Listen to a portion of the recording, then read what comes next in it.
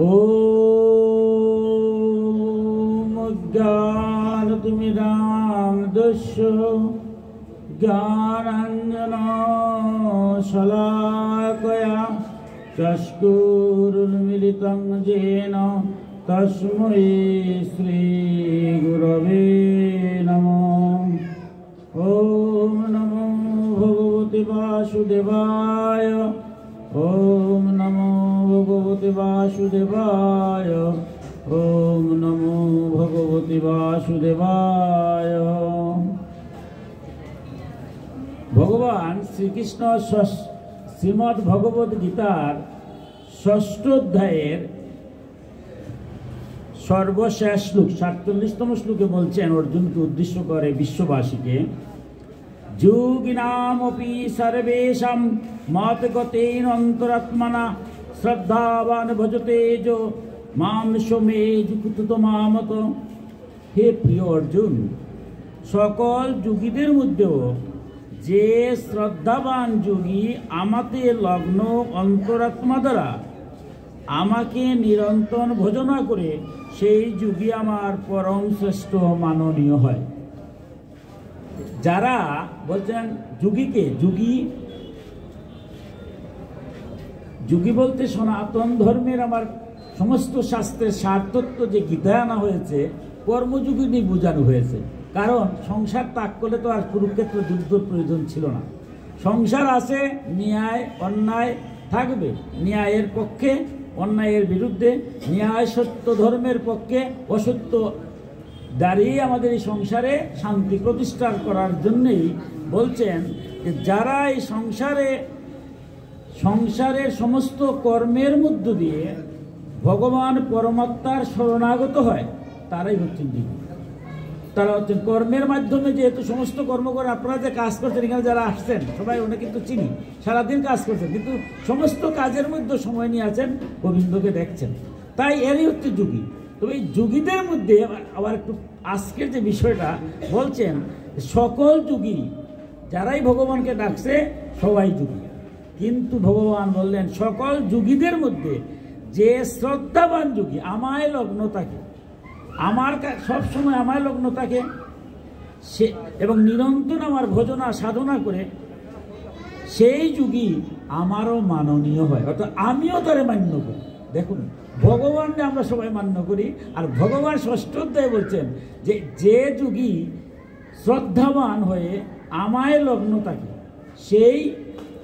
সেই যোগী ইহকালের অশান্তির কোনো চিন্তা নাই, বলছে সেই যোগী আমি মান্য করি। আমার কাকু কেন আসেন প্রায় গল্প বলেন যে গান করে না, কি করেন, ভক্ত আমার মাতা পিতা, ভক্ত আমার গুরু, ভক্তই আমার নাম দিয়েছে বাঞ্ছা কল্পতরু। আমার ভগবান সেটাই বলছেন, আপনি ভগবানকে ডাকছেন ভগবানের উল্টা গুরু রূপে, কিন্তু সেই ভক্ত কারা?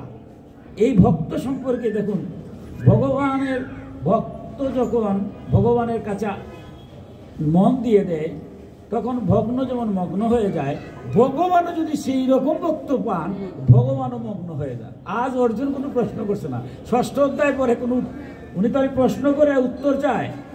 সপ্তম অধ্যায়ে অধ্যায়টা শুরুই হয়েছে ভগবানের কথা দিয়া, ভগবান আজ মগ্ন হয়েছেন, অর্জুনকে বলছেন বলেই তিনি সপ্তম অধ্যায় থেকে শুরু করেছেন কি অর্জুনের কোনো কথা নাই, তিনিও মগ্ন হয়ে গেছেন, হয়ে নিজে স্বেচ্ছায় তার প্রিয় ভক্ত জ্ঞানী ভক্ত কাকে তিনি মান্য করেন সেই ভক্তের গুণ কি এবার নিজে বলা শুরু করেছেন। তাই বলছেন শ্রী ভগবান উবাচা ময়্যা শক্তমনা প্রার্থ যুগম জুন্ধন মদাশ্রয়া ও সংশয়ম সমগ্রম মাম যৌতগস্যসি তৎশ্রীনো। হে প্রার্থ,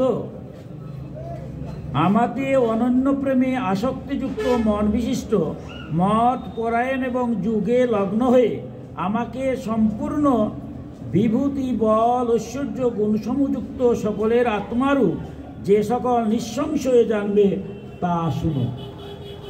বা স্বেচ্ছায় তিনি মগ্ন হয়ে গেছেন ভগবান অর্জুনের ভক্তিতে।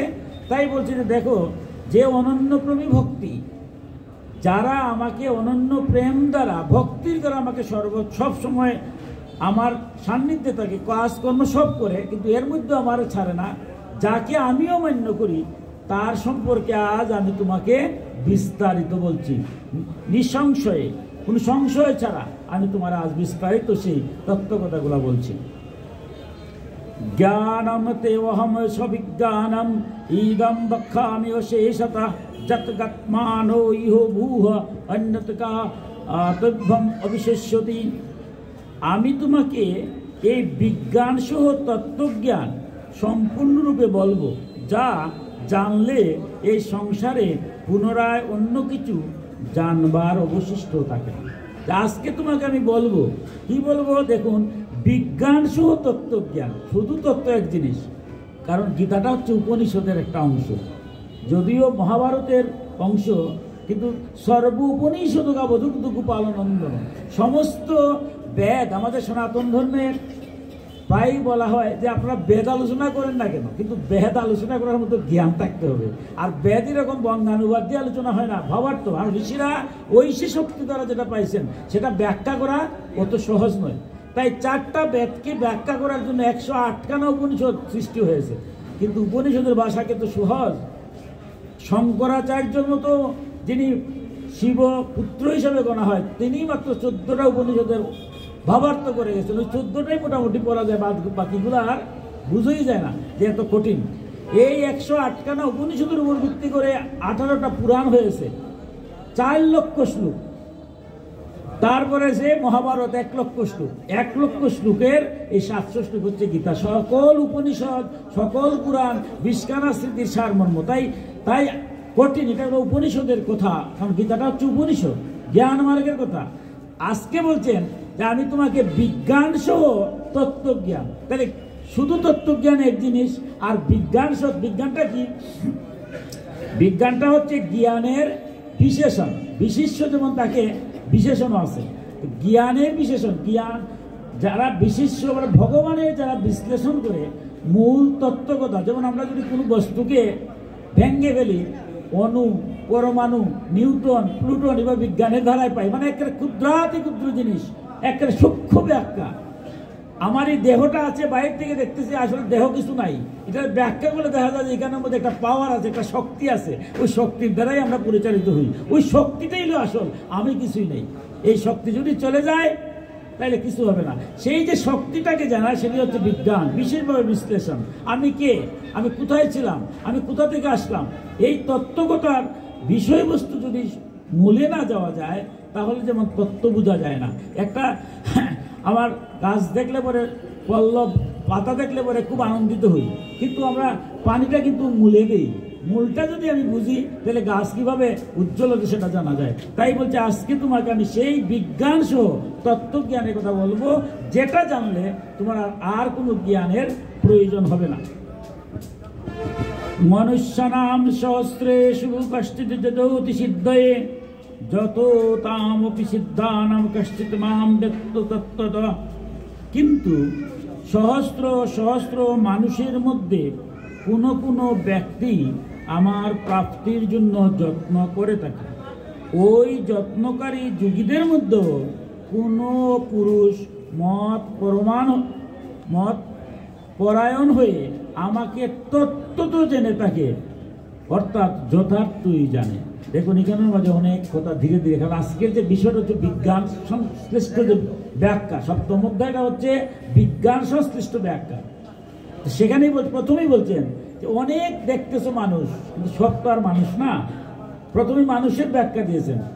মানুষ হব, মানুষকে পশু আর মানুষের মধ্যে পার্থক্যটা কোন জায়গায়? একটা পশু যখন জন্ম হয়, মৃত্যু পর্যন্ত সে পশু থেকে যায়, হয়তো ধীরে ধীরে বড় হয়, কিন্তু মৃত্যুর সময় পশু। মানুষের জন্মও পশুর মতো হয়। পশু যেমন খাওয়া দাওয়া করে, ঘুমায়, মৈথুন কর্ম করে, মানুষও তাই করে। মানুষের জন্মটাও বিজ্ঞানসম্মত, যদি ডাক্তারি পরীক্ষা, যারা ডাক্তারি কেন জানবেন, একই রকমই হয়। কিন্তু মানব শিশু জন্মের পরে ধীরে ধীরে মনুষ্যত্ব অর্জন করার পর মানুষ হয়। আর যদি মনুষ্যত্ব অর্জন না হয়, আমরা এখনো দেখি সমাজে যারে অমুক মাস্টার ডিগ্রি, অমুক পিএইচডি, আরে তার মা বাবারই খাওয়ায় না, মানুষ নাকি? অমুক প্রফেসরতে কি হবে? প্রফেসরতে কি হয়েছে? ডাক্তারতে, ইঞ্জিনিয়ারতে, কুটিপতিতে কি হলো? মানুষ নাকি? আমরা বলি না। তাহলে বোঝা গেল doctor, engineer, professor, master degree পাশার বড় টাকাওয়ালা হলো মানুষ হওয়া যায় না, কারণ পশুর স্বভাব ছাড়তে পারে নাই, মানুষই বলে এটা মানুষ না। তাই এবার অর্জুনকে বলছেন যে যারা মানুষ হয়েছে, অর্থাৎ পশুর স্বভাবটা ত্যাগ করে মনুষ্যত্ব অর্জন করেছে, কম নয়, তারা হলো মানুষ। এই মানুষ হওয়ার পরে আবার সহস্র সহস্র হাজার হাজার মানুষ, পশু না, পশুত্ব ত্যাগ করে হয় মানুষ, হাজার হাজার মানুষের মধ্যে হয়তো বা একজন আমাকে জানার চেষ্টা করে। আমিটা কে? ঈশ্বর যে বলছেন আমিটা কে, ওইটা জানার জন্য হাজার হাজার মানুষের মধ্যে একজন জানার চেষ্টা করে। আর সেই যারা জানার চেষ্টা করে যোগীরা, তাদের আবার হাজার হাজারের মধ্যে হয়তোবা একজন আমাকে তত্ত্ব তো জানে। তত্ত্ব তো মানে কি? আমরা তো ঝগড়ার আর তত্ত্ব তো না জানাই। আমার সনাতন ধর্ম ঝগড়ার কম নাই, ঝগড়াটা কোথায় হয়? আমার মতো অধমে। তত্ত্ব তো জানি না, আমার মত শ্রেষ্ঠ, আমি শ্রেষ্ঠ, আমার গুরু শ্রেষ্ঠ, আমার আরাধ্য দেবতা শ্রেষ্ঠ, শুধু ঝগড়া আর বিবাদ চলে, বলে কলে কৌশলে আমার শ্রেষ্ঠত্বটা প্রমাণ করার জন্য আমি ব্যস্ত থাকি। এই যে আমরা এখানে বসছি, ছাতা উপরে আছে, ছাদ দিয়েছেন না, যদি ছাদটা ছিদ্র হয়ে যায় তো জল পড়বে, রুদ্র পড়বে, কেউ এখানে বসবে? বসবে না। তাই ছাতাটা যাতে ছিদ্র না হয়, আমাদের পরিচয়টা আমরা সনাতন হয়, আমরা পঞ্চদেবতার পূজা করি। এর অর্থটা কি? আজ গীতা পাঠ হচ্ছে, পঞ্চদেবতার পূজা হবে, হরিনাম যজ্ঞ হবে, আজকে যুগমায়ার ঘট বসাবে, আদ্যাশক্তি মহামায়া দুর্গার পূজা হবে, যুগমায়া বিধান হয়েছে। কারণ ভগবানের যে শক্তিরূপ সেটাই হচ্ছে যুগমায়া। আমরা বহু ঈশ্বরে বিশ্বাস করি না, এক ঈশ্বর, কিন্তু বহু রূপে তিনি আবির্ভূত হন। আমি শিক্ষকতা করি, আপনারা জানেন, যখন আমি শিক্ষকতা কলেজে যাই তখন তোমার এই রূপ নিয়ে যাই না, একটা রূপ নিয়ে যাই। এখন আসছি, একটা রূপ নিয়ে আসছি। এখন দেখা গেল যে আখড়া কমিটির কাছ থেকে একটা দোকান নিয়ে গেলাম, দিয়ে দিলাম একটা ফার্মেসি বিকালবেলা। এখানে যখন বসবো তখন ট্রেড লাইসেন্স লাগবে। আমার কি শিক্ষক পরিচয় দিবে বা ধর্মবক্তা দিলে দিবে? ট্রেড লাইসেন্স করতে আমি ব্যবসায়ী হতে হবে। আমি কখনো ট্রেড লাইসেন্স দিলাম শিক্ষক হিসাবে, কলেজের প্রফেসর, লেকচারার, একবার হয়ে গেলাম ধর্মবক্তা, আবার হয়ে গেলাম ব্যবসায়ী। তিনটা পরিচয় হলো আমার, আইডেন্টিফাই তিনটা হলো, নাম তিনটা হলো, আমার বেশ পরিচ্ছন্ন তিনভাবে, তিন স্তরে হলো। অথবা কৃষক যদি হই, আমার ব্লক সুপারভাইজারের কাছে গেলে পরে বলবে কার্ড ইস্যু করুন, কৃষক হতে হবে। ওই শিক্ষক আর ফলে কাজ হবে না, ব্যবসায়ী হবে না। কার্ড ইস্যু করলাম, কৃষক হয়ে গেলাম। পরে যখন যাবো জমিতে যাবো তখন ইউরোপে যাবো না, নাম কৃষক। ডাক্তার, কৃষক, ব্যবসায়ী, তিন নাম হলাম। তাই বলে কি আমি ব্যক্তি তিনজন হয়ে গেলাম? আমার ব্যক্তি তো একই, আমি কর্মের কারণে বিভিন্ন নাম ধরেছি। ভগবানও বিভিন্ন কর্মের সময় বিভিন্ন নাম, কিন্তু এক ঈশ্বর, একমেব অদ্বিতীয়, আমার বেদের কথা, একমেব অদ্বিতীয়, আমি এক, আমার কোনো দ্বিতীয় নাই। বিপ্রদা বহুধা বদন্তি, বিপ্রগণ জ্ঞানীগণ আমাকে বিভিন্ন রূপে, বিভিন্ন নামে। তাই সনাতন ধর্মে প্রথম পূজা করতে গেলে যে কোনো পূজা করেন, বিষ্ণু পূজা করেন আর দুর্গা পূজাই করেন। এই তত্ত্ব বলছেন হাজার হাজার মানুষের মধ্যে একজনে আমার জানার চেষ্টা করে, আর যারা জানার চেষ্টা করে তার মধ্যে আবার হাজার হাজারের মধ্যে একজন আসলে তত্ত্ব জানতে হবে। সবাই যদি জেনে যায় আর ঝগড়া থাকবে না। তাইলে আমরা এই সারটাকে ছিদ্র করব না। যারা স্বার্থান্বেষী মহল, তারা ছিদ্রান্বেষী মহলের ভূমিকা নিয়ে সনাতন ধর্মকে বারবার সিদ্ধ করার চেষ্টা করে। আমরা পাঠ করিতে কিসের? আমার পরিচয়টা কি? আমার পরিচয় আমি সনাতন, আমার পরিচয় আমি হিন্দু, আর কোনো পরিচয় নাই। আমি বৈষ্ণব না শাক্ত, এটা আমার মত। আমি কোন মতে, আমার গুরু আমাকে কি দিয়েছেন এটা দেন, সেটা আমার পরিচয় না। সনাতনে বলছেন, আমার গীতাই বলছেন একমাত্র পরিচয় হচ্ছে আমার সনাতন। তাই একটা পরিচয় আমরা থাকতে হবে। আমাদের কোন সমস্ত মতের মধ্যে আমি শ্রদ্ধাশীল। এই জন্য সনাতন ধর্মে পঞ্চদেবতা, পাঁচটা মত আমাদের গুরু দীক্ষা দেন। এই গুরুরা পাঁচ ভাবে দেন, এই বীজ মন্ত্র তো কেউ বলা যায় না, কিন্তু সনাতন ধর্মে পাঁচটা বীজ ধোয়া হয় পাঁচ মতে। যারা বিষ্ণুর আরাধনা করেন তারা বৈষ্ণব নামে পরিচিত, যারা শিবের আরাধনা করেন তারা শৈব, যারা গণেশের আরাধনা করেন তারা গানপত্য, যারা সূর্যের আরাধনা করেন তারা সৌর, আর যারা ভগবানকে মাতৃরূপে, ভগবান কিরকম, মা না বাবা, স্ত্রী না পুরুষ না ক্লিপ, ভক্ত যেরকম ডাকে সেইভাবে। একদল ভক্ত আছে বলে ভগবান তোমার আমি মা বলে ডাকবো, মা বলে শান্তি পায়, মা বাবা দুইজনেই ঠিক আছে, কিন্তু মাতৃপুরুষে মা ডাকলে মনটা ভরে যায়। ভগবান তোমার আমি মা ডাকবো, মাতৃভাবে যারা ভগবান আরাধনা করে তারা হচ্ছে শাক্ত। এই শাক্ত যেখানে পূজা হয়, যখন বিষ্ণু, শিব, দুর্গা,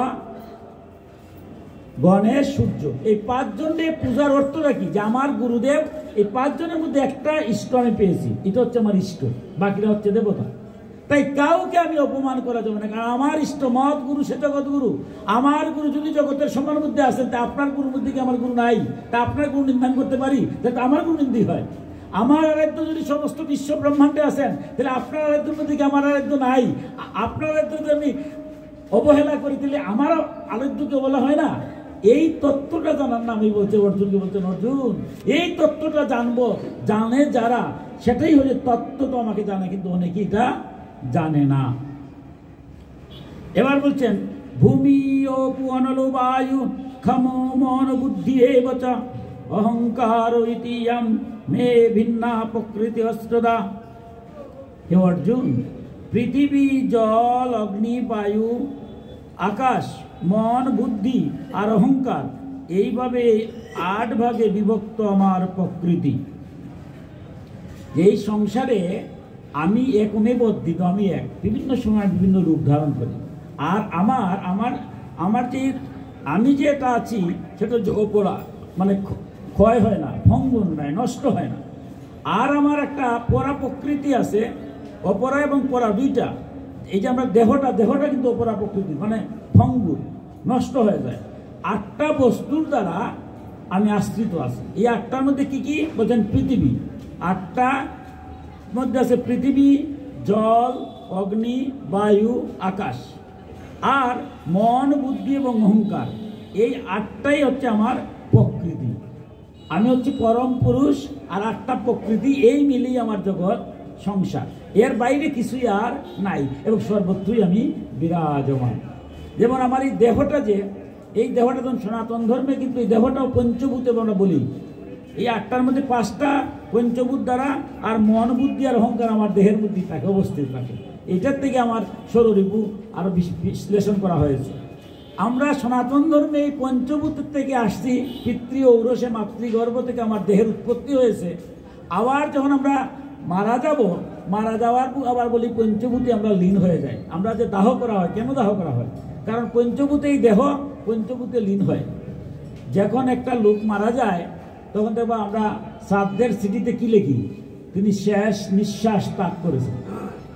তাহলে এই যে পঞ্চভূতের মধ্যে কি আমার দেহের মধ্যে পৃথিবী, এই যে দেহটা তৈরি হয়েছে মাতৃগর্ভে পিতৃ ঔরসে, দেহটা পুরোটাই মাটির তৈরি।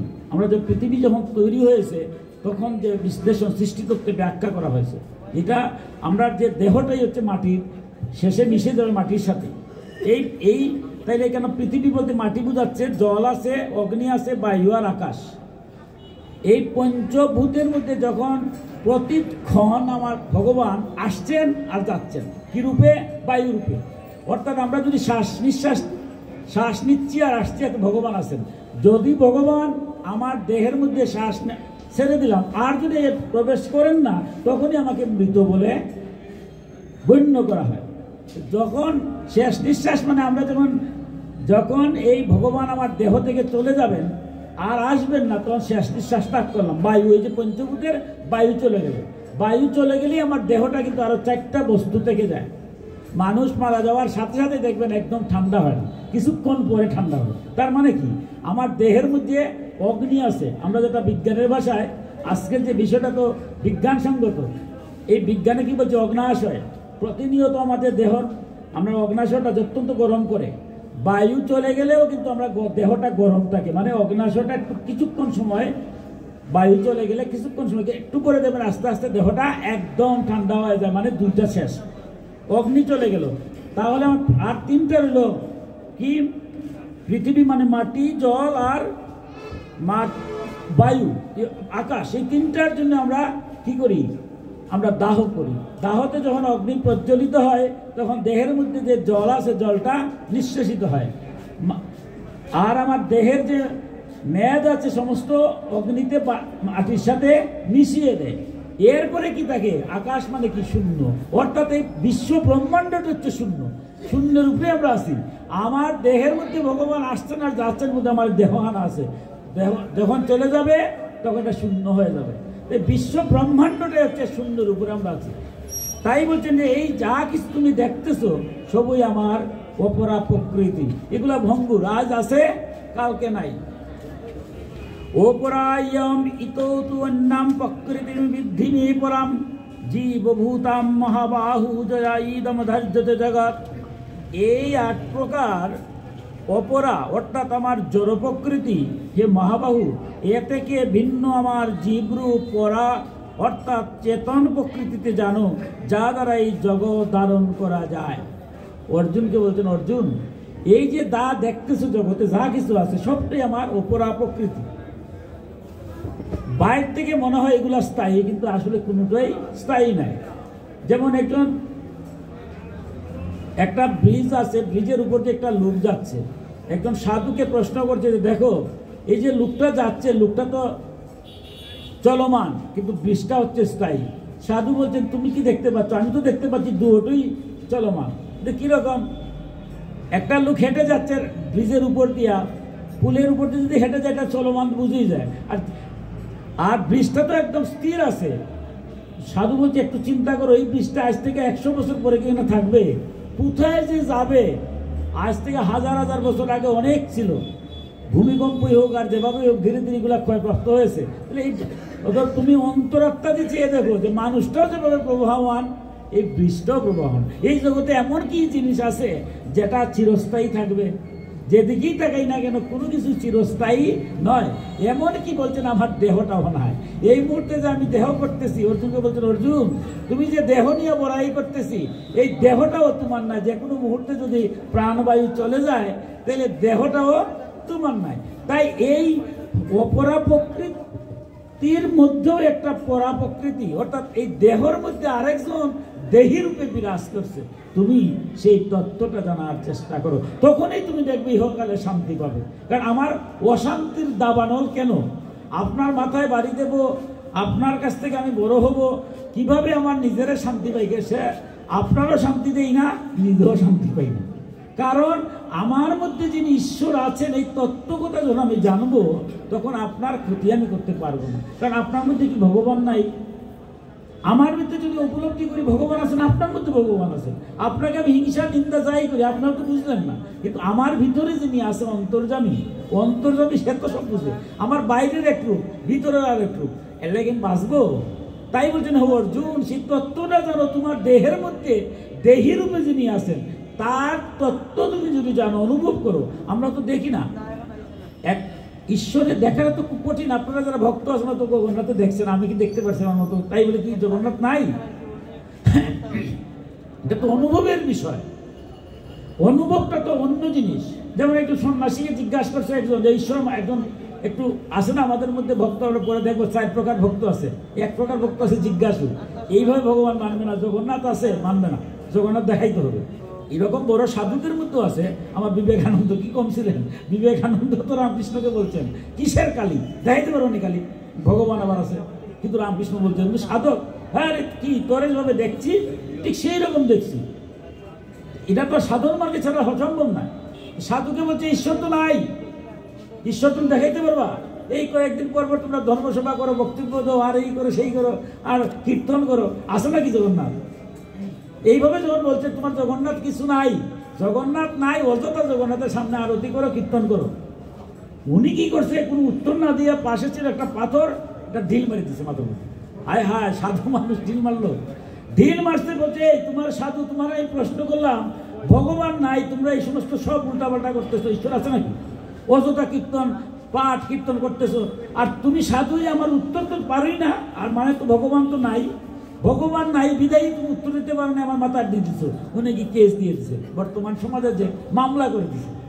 মামলা করলে তো সাধু হলো যেতে হবে, কৌটকি দাঁড়িয়েছেন, আর বিচারক জিজ্ঞাসা করতেছেন যে আপনি তো ঠিকই তো, আপনি সাধু মানুষ, আপনি তো রে ঢিল মারতে পারেন না। উনি প্রশ্ন করতে পারে, উত্তর দিবেন, উত্তর না দিতে পারে বলবেন আমি জানি না। কিন্তু আপনি তো অপরাধ করছেন, আপনার তো দণ্ডবিধি অনুসারে আপনার শাস্তি হবে, চলে যেতে হবে। সাধু বলতেছে ধর্মবতার, কারণ আমাদের বিচারক তো ধর্মবতার, বিচার করার ক্ষমতা তো আর কেউ নাই, ঈশ্বর যারা জমকে দিয়েছেন ধর্মবতার। আমি তো তাদের ব্যথাতে কি করছি? আমি তুমি ঢিল মারছো, তাতে কি হইলো? ঢিল মারছে কি হয়েছে? ওর কি সমস্যা? সে বলতেছে কি সমস্যা, আমার কি ব্যথা করতেছে, আমি তো প্যারাসিটামল খেতে খেতে সব শেষ, এখনো আমার ব্যথা করে।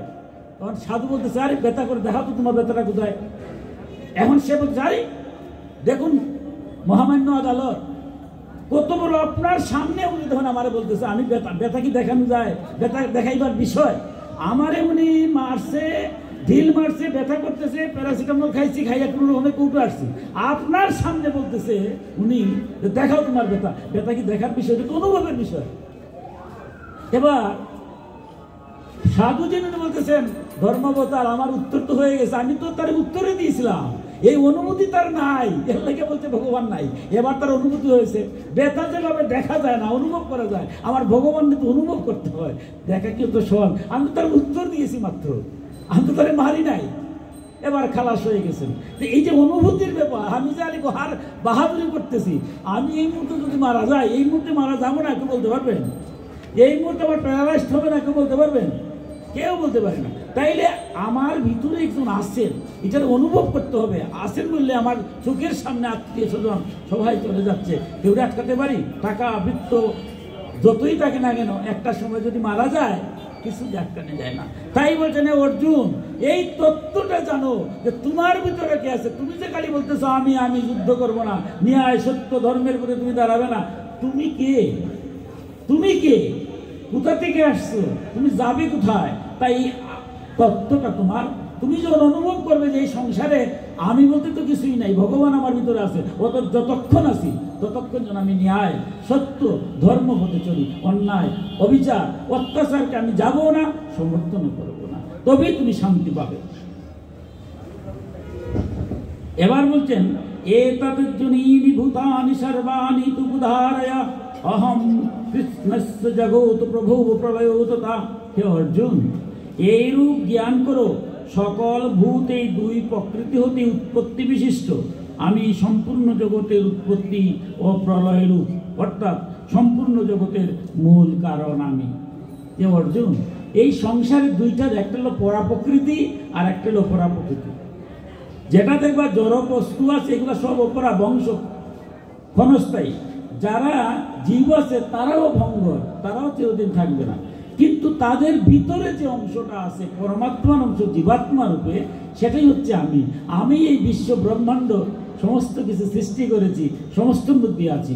এই তত্ত্বকতা তুমি উপলব্ধি যখন করবে, তখন দেখবে আমার এই যে ভক্ত, সেটাই, এই ভক্তকে আমি সবচেয়ে বেশি ভালোবাসি। তার দ্বারা জগতের কারো কোনো ক্ষতি হয় না। এই সংসারে ক্ষতি হয় আমার মতো অধর্মের দ্বারা, আমার বাক্যের দ্বারা দেওয়া ঝগড়া লাগিয়েছি, আমার একটা কথার দ্বারা। কিন্তু যারা প্রকৃত ভগবানের ভক্ত, তার কথার দ্বারা জগতে শান্তি হবে। তাই বলছে সেই ভক্ত হও যে ভক্তের, তাই সমস্ত কিছু তো আমি আছি। এখানে যদি কোনো অশান্তি সৃষ্টি হয়, তাহলে কি ভগবানের অশান্তি সৃষ্টি হলো না? তাইলে তোমার কর্ম হোক এমনভাবে যে কর্মের দ্বারা এই জগতে সবার মঙ্গল হয়, সবার কল্যাণ হয়, তবেই আমার কল্যাণ হয়। এই তত্ত্বকতা যে জানে, সেই হচ্ছে আমার আসল ভক্ত। এবার ধীরে ধীরে তিনি ভক্তকে আবার ভাগ করছেন, কারণ আজকের যে বিষয় ভক্তের বিশ্লেষণ, খালি ভক্ত হলে তো হবে না। তাই ভক্ত কিরকম ভক্ত, সেই ভক্তদের ব্যাখ্যা করতে গিয়ে তিনি বলছেন, যে চৈব শক্তিকা ভাবা রাজোষা তামসা চোজে মত্তয়ে বৈতি তান বিদ্ধি নৌতু অহম তেষু তে ময়ি। আর ও যে সকল সত্যগুণ থেকে উৎপন্ন ভাব আছে এবং যে সকল রজগুণ থেকে উৎপত্তি তমগুণ হতে উৎপন্ন ভাব, সে সকল আমা হতেই হয়, কিন্তু আমি তাদের মধ্যে নেই। দেখো, এই মনুষ্যর মধ্যে যারা আমার ভক্ত, আমাকে ডাকছে, আমার আরাধনা করছে, তারা তো ভক্ত, তারার মধ্যে আবার একটা তিনটা ভাব আছে। দেখুন, এখন আমরা যারা ভক্ত, আমাদেরও বিশ্লেষণ করতে হবে আমি কোন ভাবের মধ্যে আছি। বলছেন যা কিছু করি, অর্থাৎ গীতাপাঠ যদি হয়, এটাও তিন ধারা বিভক্ত। ভাগবত যদি পাঠ হয়, সব, কারণ এখানে বিশ্লেষণ করছেন যা কিছু আছে, তার মানে কি, পূজা যদি করি এটাও তিন ভাগে, যজ্ঞ যদি হরিনাম যজ্ঞ হবে এটাও তিন ভাগে, পূজা পার্বণ যজ্ঞ মালা তিলক যা কিছু ভগবানের আশ্রিত যে ভক্তরা যা কিছু করি, বলছে তিনটা ধারায় বিভক্ত। এখন আপনি কোন ধারায়, আমি কোন ধারায়, আত্মবিশ্লেষণ আত্মসংশ্লেষণের মধ্যে আত্মশুদ্ধি করতে হবে, এটাই আজকের তথ্য কথা। আজ অর্জুনকে চাই বিজ্ঞানসম্মত, বলছেন তুমি বিশ্লেষণ করো, তুমি কোন জায়গাতে আছো, আমার অবস্থানটা কি। আমি তো ভক্ত, ভগবানকে ডাকছি, পূজা করছি, যজ্ঞ করছি, অথবা নাম কীর্তন করছি, অথবা গীতা পাঠ করছি, শ্রবণ করছি, ভাগবত পাঠ করছি, শ্রবণ করছি, সর্বক্ষেত্রে তিন ভাবে ভাবিত হয়ে আমাকে ডাকছে। তবে তারা তিনটা ভাবকে তিনি ভক্ত বলছেন, ভক্ত বলছেন না। যারা মনুষ্য না এরা তো না, সব মানুষের মধ্যে যারা ভক্ত।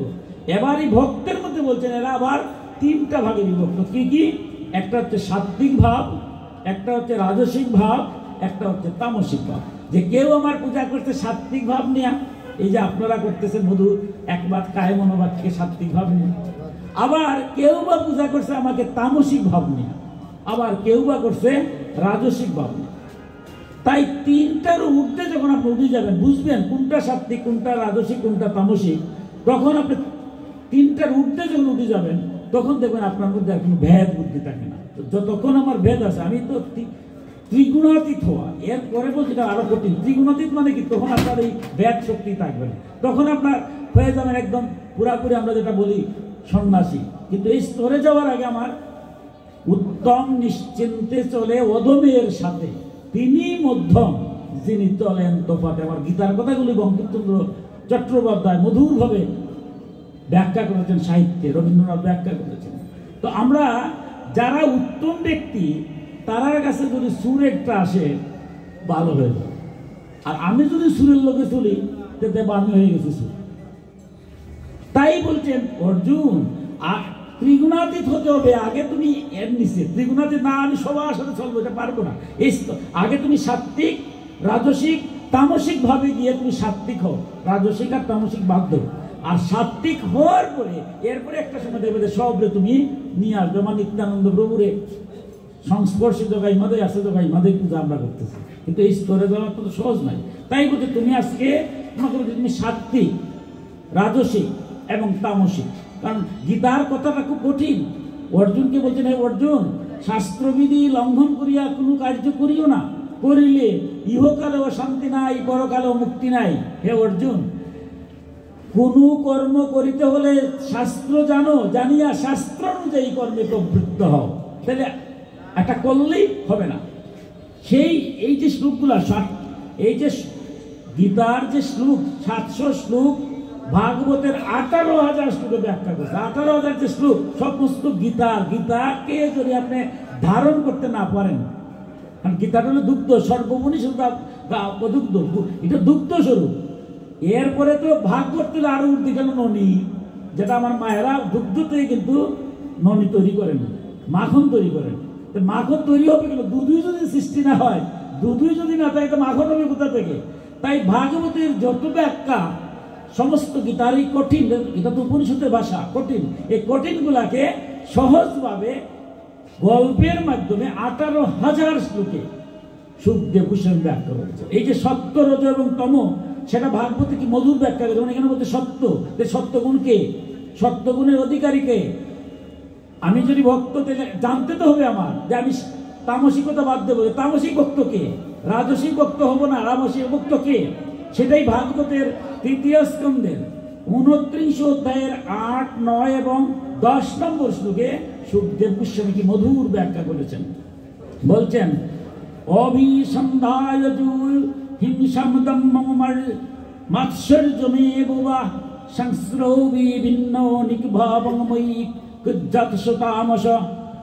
বেদ বুদ্ধি সম্পূর্ণ যে ক্রোধী ব্যক্তি মনের মধ্যে হিংসা, দম্ভ অথবা মাৎসর্য ভাব নিয়ে আমার প্রতি ভক্তিমান হয়, হে তামস ভক্ত। দেখুন ভগবান কি বলছেন, যে আমার ভক্ত কিরকম? বেদ বুদ্ধি সম্পূর্ণ। বেদ বুদ্ধি মানে কি? আমার আরাধ্য বড় মনে মনে, আর আপনার আরাধ্য ছোট। অত আমি বড় দেবতার পূজা করি, দেবতাকে আলাদা নাকি? আলাদা, এক ঈশ্বর। কিন্তু একই বলছেন, যারা কামনা বাসনা চায় করে, তারা বিভিন্ন দেব দেবীর পূজা করে। তারা জেনে কিংবা না জেনে আমারই পূজা করছে, আর তারা যে পায় সেটা আমি দিয়ে দিই। কারণ আমরা সংসার আছি, কামনা বাসনা ছাড়া তো নাই। তাই আমি যদি বলি যে কামনা বাসনা নাই, এটা আমার ভণ্ডামি ছাড়া কিছু হবে? মুখে বললাম কিছুই চাই না। আমরা জগতে এই যে কথা বলছি, যদি দাঁড়ে দাঁড়ে ভিক্ষা করে আমার জগন্নাথ সেবা সংঘেরা আপনারা যারা টাকা অর্থ দিয়েছেন, যদি ভিক্ষা করে টাকা না আনতো মাইক থেকে বাজাইতে পারতাম। ভগবান তো কিছু খান না, ঠিক আছে, কিন্তু বলছেন আমাকে দিলে আমি দেখা মাত্র সন্তুষ্ট হই, আর আমার ভক্ত যদি খায় আমি খাই। তাহলে তিনি খাবেন না কিভাবে? ভক্তদের তো খাওয়াইতে হবে, টাকা ছাড়া হবে? তাই আমার সনাতন ধর্মে এই জন্যই বলছে যে কোন ভেদ বুদ্ধি করা যাবে না। আপনার আরাধ্য আমার এক ঈশ্বর, যে যেভাবে ডাকুক, কিন্তু যারা ভেদ বুদ্ধি করে, ভেদ বুদ্ধি সম্পূর্ণ যে ক্রোধী ব্যক্তি, রাগ আর ক্রোধ, না মানবই না, আমি শ্রেষ্ঠ, আমার মত শ্রেষ্ঠ, এই যে বলছিলাম, এটা সনাতন ধর্মের ভাষা নয়। সনাতন ধর্মে বহু মতের সমন্বয়।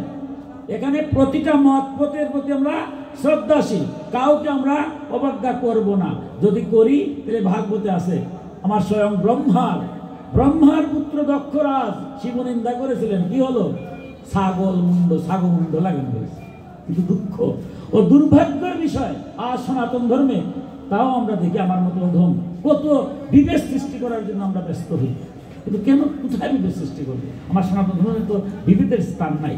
তাই বলছে এরা কারা? এরা তামস ভক্ত, এরা ক্রোধ সম্বরণ করে, ভেদ বুদ্ধি করে, আর কি করে? মনের মধ্যে হিংসা আছে, মনের মধ্যে দম্ভ অহংকার এবং মাৎসর্য, পরের ভালো লাগে না, পরেরটা ভালো না, আমি ভালো, এই মনোভাব নিয়ে আমার আরাধনা করে।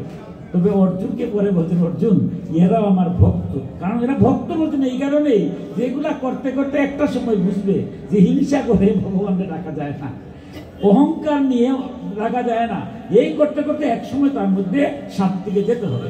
তাই এটা বলার অর্থ হলো অর্জুনকে, যদি অর্জুন তোমার ভিতরে এরকম থাকে, তুমি তামস ভক্ত আমার হইও না। ভগবান কি তামস ভক্ত চায়? ভগবান বলছে আমি সেই ভক্ত, আমি সেই ভক্ত আমি শ্রদ্ধা করি। তাহলে অবশ্যই তামস ভক্তরে তিনি শ্রদ্ধা করেন না। তাই বলতে তোমার তামসিক আমরা সনাতন ধর্মে আজ দেখুন আমরা প্রায় বলি, এই যে পূজা পার্বণ আরম্ভ হয়েছে, যজ্ঞ আরম্ভ হয়েছে, একটা তামসিকতা যে আরম্ভ হয়েছে আমরা বলি না। দেখুন প্র্যাকটিক্যাল বিষয়, এই যে জগন্নাথ সেবা সঙ্গে আজকে অনুষ্ঠান করছে, আজকে 3 দিন বোধ চলে। প্রতিদিনই দেখি, আমারও হয়তো আবার সময় হয়, অনেক সময় না দেখলেও হয়তো অনলাইন তাদের পেজে গিয়ে ঢুকি, কি মধুর লাগে, কি সুন্দর কীর্তন করতেছে। এখানে একটা ভাব গাম্ভীর্য আলাদা। রাস্তা দিয়ে গেলে বোঝা যায় এখানে একটা অনুষ্ঠান হচ্ছে, ধর্মীয় অনুষ্ঠান হচ্ছে। এখন যদি কোনো ছায়াছবির গান গাওয়া হইতো তাহলে কি বোঝা যাইতো? কিন্তু আমরা কি সনাতন ধর্মে এমন দুঃখ লাগে, কষ্ট হয়। এই যে দুর্গা পূজা যায়, লক্ষ্মী পূজা যায়, সরস্বতী পূজা যায়, কালী পূজা যায়, কত সঙ্গীত আছে আমরা, কিন্তু এইগুলো না বাজাইয়া আমরা ছায়াছবির গান বাজাবো, কি করব কি না, মানে একটা উশৃঙ্খলাপনা। এগুলো তো তামসিক। এই যে হরিনামটা আজকে ধ্বংস করে ফেলছে। ক্ষমা করবেন, আমি সবার কথা বলছি না। আজ কেন কীর্তন হবে, আমার জগন্নাথ সেবা সঙ্গের যারা আমার ভাই ছোটরা আছে, তাদের এবার তুমি হাত জুড়ে বলবো যে আপনারা মহৎ কর্ম করছেন। কলিকালে হরিনাম দেওয়ার মতো ক্ষমতা কেউ নাই। কারণ সে হতে হবে ত্রিনাদপি সুনিচেন তরুণী বা সহিষ্ণুনা অমানিনা মানতেন কীর্তনা সোতা হরি। মহাপ্রভুর আদর্শ তৃণের মতো হীন, ঘাসের উপর দিয়ে উঠে গেলে যেমন ঘাস বলে না, এইরকম গাছের মতো সহ্যশীল।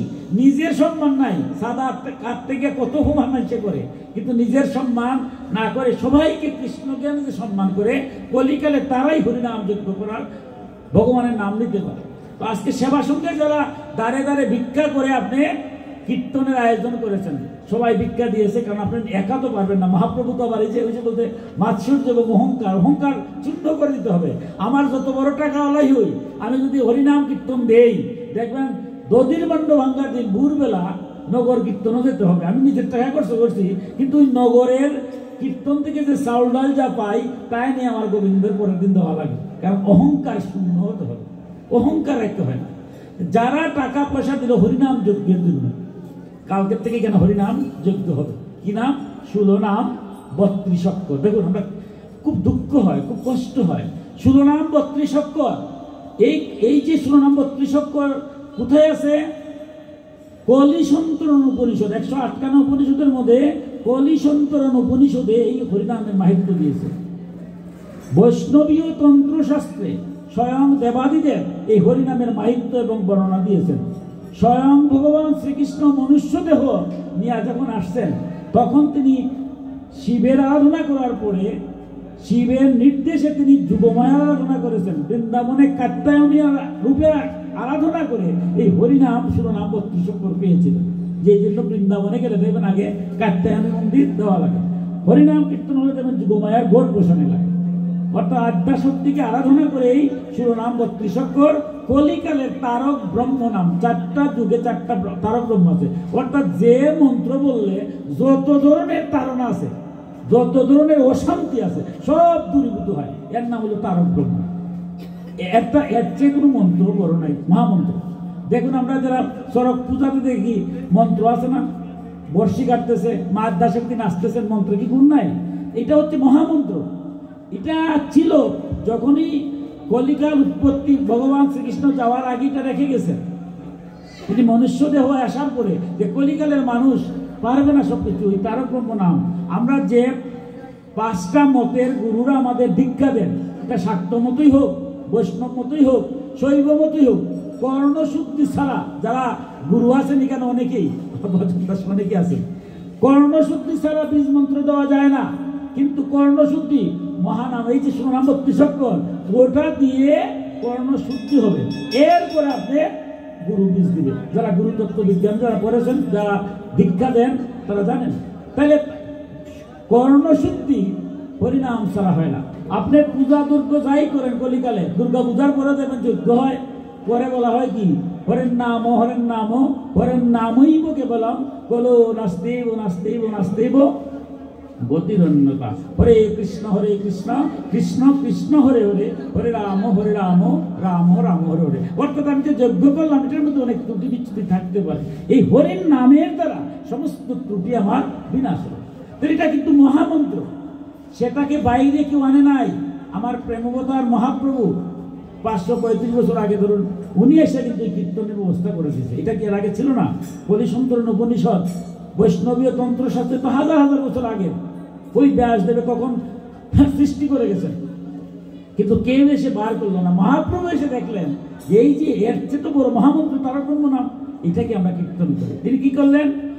তিনি চিন্তা করলেন যে কীর্তন তো মানুষ শুনতেছে না, এই যে হরির নাম মন্ত্র যদি বেশি বলা হয়, এই যে আপনারা এখানে বসে আছেন, আপনার মতো স্থির গীতার কথা শোনার মতো বক্তব্য আছে। আমার তো ভালো লাগে না, কিছু কোনো ভালো লাগে না, একটু কীর্তন কীর্তন করলে মনটা একটু স্থির হয়। মহাপ্রভু দেখলেন যে এই কলির মহত্ব চঞ্চল, অত একটু কীর্তনের মাধ্যমে যদি নামটা নিতে পারি তো মানুষের মনটা আকর্ষণ হবে। তাই তিনি কি করলেন, এই হরিনামটা, এই যে তারক ব্রহ্ম নাম শিরোনাম 32 অক্ষর, তাকে বললেন। এবং বৃন্দাবন দাস ঠাকুর এগুলা মধুরভাবে ব্যাখ্যা করে গেছেন যে ভগবান শ্রীকৃষ্ণ গিয়েছিলেন গুষ্টের সকালবেলা, রাত্রে করেছেন রাস, অষ্টকালীন লীলা করেছেন। অষ্টকালীন লীলার অষ্টকালীন সুর আছে, এই সুরে অষ্টপ্রহর ব্যাপী কীর্তন হবে। অর্থাৎ সকালবেলা যে হরিনাম কীর্তন হবে যে সুরে, রাত 12টায় এই সুরে হয় না, রাস সুর। যাই যেমন বর্তমান আমার যে কথাটা হচ্ছে, মহাপ্রভু কি করলেন, দাঁড়ে দাঁড়ে গেলেন, নিত্যানন্দ আর গদাধরকে বললেন তোমরা দুটা ফুল, ওই যে দুটা ফুল বাজে না, দুটা ফুল কার, একটা হচ্ছে গদাধরের আর একটা হচ্ছে নিত্যানন্দ। শ্রী অদ্বৈত আর শ্রীনিবাসকে বলে তোমরা দুটা করতাল বাজাও, এই দুইটা করতাল। আর মহাপ্রভু সামনে থাকলেন যিনি আজকে হারমোনিয়াম বাজাচ্ছেন। এই তো পঞ্চতত্ত্ব আমাদের এখনো যে কীর্তনগুলো যারা করেন দেখবেন এই 5 জন ঠিক আছে, দুইটা করতাল, অদ্বৈত শ্রীবাস, গদাধর শ্রী আর নিত্যানন্দ দুইটা কুল, আর হারমোনিয়াম তিনি মহাপ্রভু হরিনাম কীর্তন করছেন। তাদের এই নামের দ্বারা স্বয়ং ভগবান মুরলী বাসী, যে বাসী বেনু আছেন 3 ধরনের বাসী, কিন্তু একমাত্র মুরলী বাসী বেজিয়েছিলেন তিনি কোথায়? বৃন্দাবনে রাস করতে। এখনো তো বাসি বাজাচ্ছেন, বাসি যদি না বাজাতেন তাহলে কি আপনারা এখানে আসতেন? আপনাদের কর্ণগোচরে তো যাচ্ছে ভক্তের টান ভগবানের সাথে। ভগবানের এই যে টানটা মুরলী বাসী ভক্তের কানে যায় বলি আপনারা আসেন, নাইলে কি আসেন কি ভক্ত? তাই ভগবান সেই নামের দ্বারা আস্বাদিত হয়ে মুরলী বাসী বাজান। এখনো দেখবেন হরিনাম কীর্তনের পিছনে আমরা কি দেখি? বাঁশি বাজছে। কিন্তু দুর্ভাগ্য আমরা অষ্টকালীন সুর বাদ দিলাম। আমরা হয়তো অনেকে পারে না, যারা কীর্তন করেন ক্ষমা করবেন, আজকে আমার এই কথাগুলো বলতে হবে, কারণ গীতার কথা আমার কথা না, বলতে হবে, কারো কোনো উদ্দেশ্য করে বলছি না, ক্ষমা করবেন। দুঃখ হয় আমার সনাতন ধর্মে, আজ আমাদের হাজার নয় লক্ষ গান আছে, আধ্যাত্মিক গান। এই যে বললাম জগন্নাথ সেবা সঙ্গে কীর্তন হচ্ছে, প্রতিদিন তো আধ্যাত্মিক গান হচ্ছে, গানগুলো আইলে তো মনটা স্থির হয়। কিন্তু হরিনাম কীর্তন গেলে দেখি আমরা শুনি প্রায় সময়ই হয় ছায়াছবির গান গায়, না আধুনিক সুরে গান কীর্তন করে, কতক্ষণ কান্দাকাটি, কতক্ষণ নাচানাচি, কতক্ষণ উলঙ্গ নৃত্য এমন হয় এদের দিকে তাকানো যায় না। করতাল বাজাবে, সবটা বাজাবে হরির নামটাকে মধুর করার জন্য। এবার মায়ের দল হয় খুব ভালো, মাতৃবধ পরদারসু, পরের স্ত্রী, আমার সনাতন ধর্ম হচ্ছে মা, মাতৃতুল্য। যারা মাতৃতুল্য দল কীর্তন করেন তাদের আমি প্রণাম করি, কিন্তু মা তো মার মধ্যেই থাকতে হবে। এমন নৃত্য করবেন না যে নৃত্যর কারণে আমার এখানে বৃষ্টি হয়ে যায়, কারণ আমরা তো মানুষ, আমরা লজ্জা করি, লজ্জা নিবারণ হয়। আমরা সুখদেব গোস্বামী হতে পারে নাই, ব্যাসদেব যিনি সমস্ত তত্ত্ব লিখে গেছেন তিনিও লজ্জা নিয়েছেন। এমন নির্লজ্জের মতো আমরা এমন কাজ করি। কেন বলছি না, কতগুলো আমার নৈমিষারণ্য নামে একটা গ্রুপ আছে, আপনারা জানেন, অনেকেই নৈমিষারণ্য ইউটিউব দেখেন, ইউটিউবও আছে, একটা গ্রুপ আছে। প্রতিদিন হতই দেখা যাবে বাংলাদেশ ভারত থেকে, তবু আমাদের বাংলাদেশ বহু ভালো, ভারতের অনেক জায়গায় আরো ভালো। এগুলো যে এটা কি হরিনাম কীর্তন না কি লজ্জা হয়? এরা দেখুন আপনার হরিনাম হচ্ছে, এগুলো অনেকটা দেখতে আমার খুব কষ্ট হয়। এই যে বললো তামসিক, আমরা অতএব যারা কীর্তন করে তাদেরকে প্রণাম করব যে আপনারা মহাপ্রভুর প্রতিনিধি হয়ে কীর্তন করছেন। আপনারা অষ্টকালীন সুরে কীর্তন করেন ভালো, যদি না পারেন তাহলে আধ্যাত্মিক সুরে কীর্তন করেন। শিরোনাম 32 অক্ষর, এটার থেকে শিরোনাম 32 অক্ষর থেকে চেঞ্জ করা যাবে না। দেখুন আজকে যারা ইংরেজ, যারা বাংলায় কথা বলতে পারে না, আমি মায়াপুর গেলাম দেখলাম বাংলা কথা বলে না, বাংলা কথা বলে এরা বলে গৌড় ল্যাঙ্গুয়েজ, গৌড় ভাষা, প্রণাম করে। কারণ মহাপ্রভুর বাড়ি তো সিলেট, বাংলা ভাষা বললে মনে করে এরা তো বলতেছে। কিন্তু তারা যে কীর্তন করে কি মধুর কীর্তন, হরে কৃষ্ণ কৃষ্ণ কৃষ্ণ হরে হরে, হরে রাম রাম রাম হরে হরে। আপনি যে সুরেই গান, শিরোনাম 32 অক্ষর তো বলতে হবে। 32 অক্ষরের জায়গায় যদি 100 অক্ষর করি, এটা কি নাম থাকবে? বর্ষি গাঁথতে গেলে যদি মন্ত্রটা সঠিকভাবে না করি তাহলে কি বর্ষি গাঁথবো? আমার মতো এটা পারবো? আমি গেলে তো একটু অর্থ পারে, মন্ত্র তো শিখতে হবে, মহানাম মন্ত্র তারা পারে, অথচ আমরা এটা ধ্বংস করে দিলাম। তাই আমি ক্ষমার দৃষ্টিতে নিয়েছি, আমার জগন্নাথ সেবা সঙ্গে বলবো, যারাই দল আসে তারা, আমার শোনা মহাপ্রভু বলছে প্রতিটা ভগবান আছে, যখনই ভক্ত রূপে থাকে ভক্তের চরণ তুলে আমরা মাথায় নিই। ভক্তর কোনো জাত নাই, আছে। এই যে দধির্মাণ্ড ভাঙ্গা হবে, এখানে তো পিতা থাকবো, পুত্র থাকবো না, এমনি তো আমরা ভেদ আছে, বাবা ছেলে স্বামী স্ত্রী আছে তো ভেদ, ভক্ত অভক্ত জ্ঞানী অজ্ঞানী কত আছে ভেদ। কিন্তু যখন হরিনামের দধির্মাণ্ড ভাঙ্গে তখন তো দুলায় ঘোরাঘুরি ভাই, তখন কি আর ভেদ করি? তার মানে প্রত্যেকের মধ্যে ভগবান আছে। তাই ভক্তি মার্গে গেলে আমার মহাপ্রভু বলছেন যত্র যত্র নেত্র পরে তত্র তত্র কৃষ্ণ স্মৃতি, কৃষ্ণ জ্ঞানী। তাই প্রত্যেকটা দলকে যদি আমি প্রণাম করে বলি, দেখুন দাঁড়ে দাঁড়ে ভিক্ষা করে টাকা, যেই টাকাটা আপনারা দেবেন, ঠিক আছে, তারা তো দল করবে, তারা তো সংসার আছে, যেই টাকাটা আপনারা সংসার লাগাবেন। আমরা পারি না, অক্ষম বিদায় তো আপনারা আনছি হরিনাম, আপনি মধুর ভাবে শিরোনাম 32 অক্ষর অষ্টকালী সুরে করুন, এটা খুব ভালো। যদি না পারেন তাহলে আধ্যাত্মিক সুরে করেন। আধ্যাত্মিক সুরে যদি অষ্টপ্রহর কীর্তন এক জায়গাতে হয়, আপনি কি মনে করেন ওইখানে নয়ন বাড়ি আমার লাগবে না? এই যে নামের যে মাহিত্য, হরিনাম যদি খালি 10 মিনিট শোনা যায়, তার নাম মাহিত্য গুণ আপনার নয়ন জলে। এই যে বলছে ভাব, আপনার ভাবটা অন্তরে আসবে, আমি জগতে কি আসলাম, কি কোথায় যাব, এই ভাবটা আসবে। আসছি কোথা থেকে, যাব কোথায়, আর কত কিছু বললে ভগবান তোমার ডাকার তো আর সময় পাই না। তাই আমরা যেন ধ্বংস করি না আমাদের প্রত্যেকটা। দেখুন কীর্তনী দলকে যদি আমি 1000 টাকা কম দেই, এরা কি মানবে? একজন গায়ককে যদি বড় বড় শিল্পীরা আনে, আমরা 1000 টাকা কম দিলে মানে, 1 লাখ টাকা দিয়ে আনলে 1000 টাকা কম দিল মানে। তা আমি কেন বলতে পারতেছি না তোমার আমি 1 লক্ষ টাকা দিয়ে আনছি, আমার ধর্মীয় গান হবে কেন? কোনো গান গাইবা 1 টাকা দেবো না। আমার সনাতন ধর্মের এই মন্দিরগুলা কেন আজ আমরা এগুলা করতেছি? এটা হচ্ছে তামসিকতা। আমার ক্ষমতার বল আছে, শক্তি আছে, কিন্তু ক্ষমতা তো বেশি দিন থাকে না।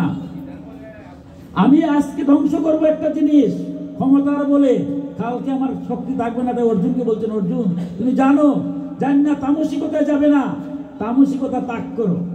এরপরে কি বলছেন? রাজসিকতা, যে মানুষ যশ ঐশ্বর্য বিষয়াদির কামনা করো তো প্রতিমা ইত্যাদিতে ভেদ করে আমার অর্চনা করেছে রাজসিক। কি করে? যশ পাওয়ার লেগে যে এমন লাইটিং করব, লাইটিং করবো না ভগবান না করছে নি? ভগবান তো করছে, করবো, কিন্তু অযথা যেমন আমরা দুর্গাপূজাতে দেখি দরকার আছে লাইটিং, করবো না, এটা ঠিক না। বলে না, আস্থা জেলার মধ্যে দেখাই দিব একবার যে আমার পূজাটা করতে, কিন্তু এই দেখাইতে গিয়ে আমার 10 লাখ টাকা যাবে। এই 10 লাখ টাকাতে যদি এই এলাকার যত গরিব আছে তারা যদি একটা করে কাপড় দিয়ে যে আপনারা কি একটা পূজা করবেন, এখন আমিও তো চান্দা দিই, এটাও ঠিক আছে, পূজা আইলি চান্দা দিই, আমি কি টাকা দিব? দিতাম না।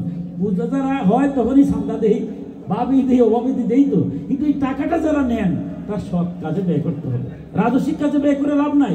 আমার এলাকায় যারা কাপড় নাই এরাকে আমি হয়তো এখন বস্ত্র দান করা হয়, এটাও আমার সনাতন ধর্মের স্বীকৃতি দেয় না, তবুও হচ্ছে বলতে তামসিক স্বীকৃতি, এরাও স্বীকৃতি দেয়, আচ্ছা দাও, কিন্তু নিয়ম হচ্ছে এক হাতে দান করলে আর এক হাতে জানবে না। যারে কাপড়টা দিচ্ছেন আজ কালকে আমারও দুই দশা হইতে পারে, ভগবান বলতে পারে নাকি? হরিশ্চন্দ্রের মতো রাজা আজকে রাজা, কালকে ফকির হয়েছে, আমি কালকে ফকির হতে পারি না, তাই কালকে শুধু করে যাবে না।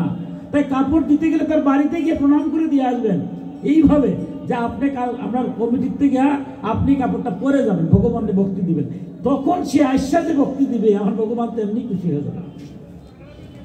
তারপরেও যারা বস্ত্র দেন অসুবিধা নাই বলতেছি, তবু তো দেওয়া হচ্ছে অনেক।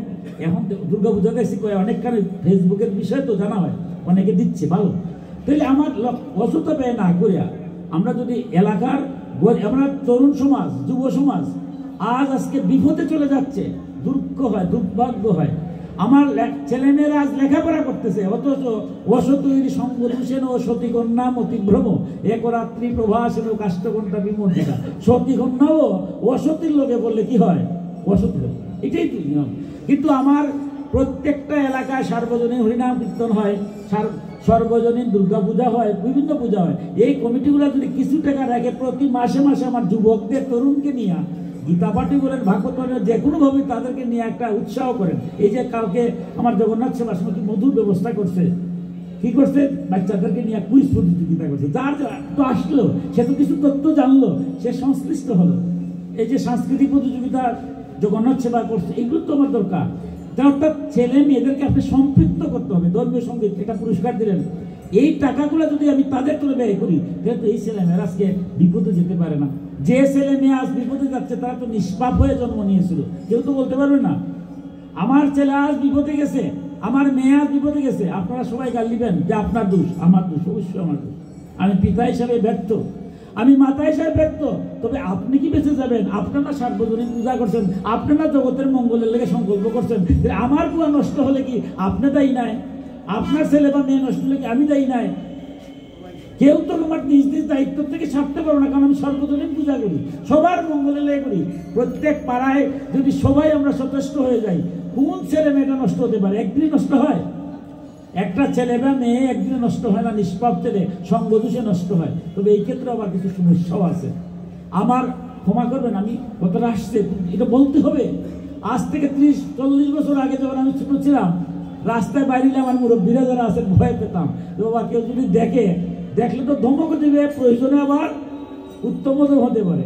বাড়িতে গিয়ে যদি বাবাই শুনছে যে অমুক মুরব্বী তো গালি দিছে, বাড়িতে গেলে বাবার কোনো কথাবার্তা নাই, আবার একশো উত্তম বা প্রহার, ভয়।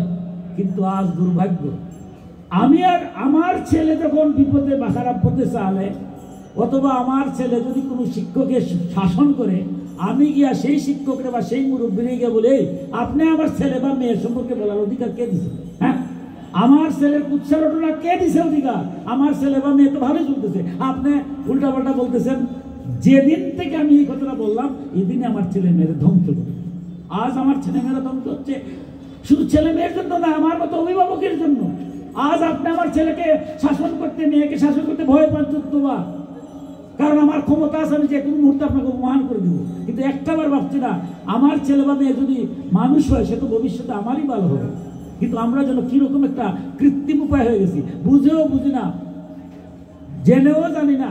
কিন্তু সবাই যদি আমরা উদ্গ্রীব থাকি, সবাই যদি আমরা সচেষ্ট থাকি, আচ্ছা বলেন তো দেখি, নিষ্পাপ তরুণরা, যুবকরা কি খারাপ করে যেতে পারে?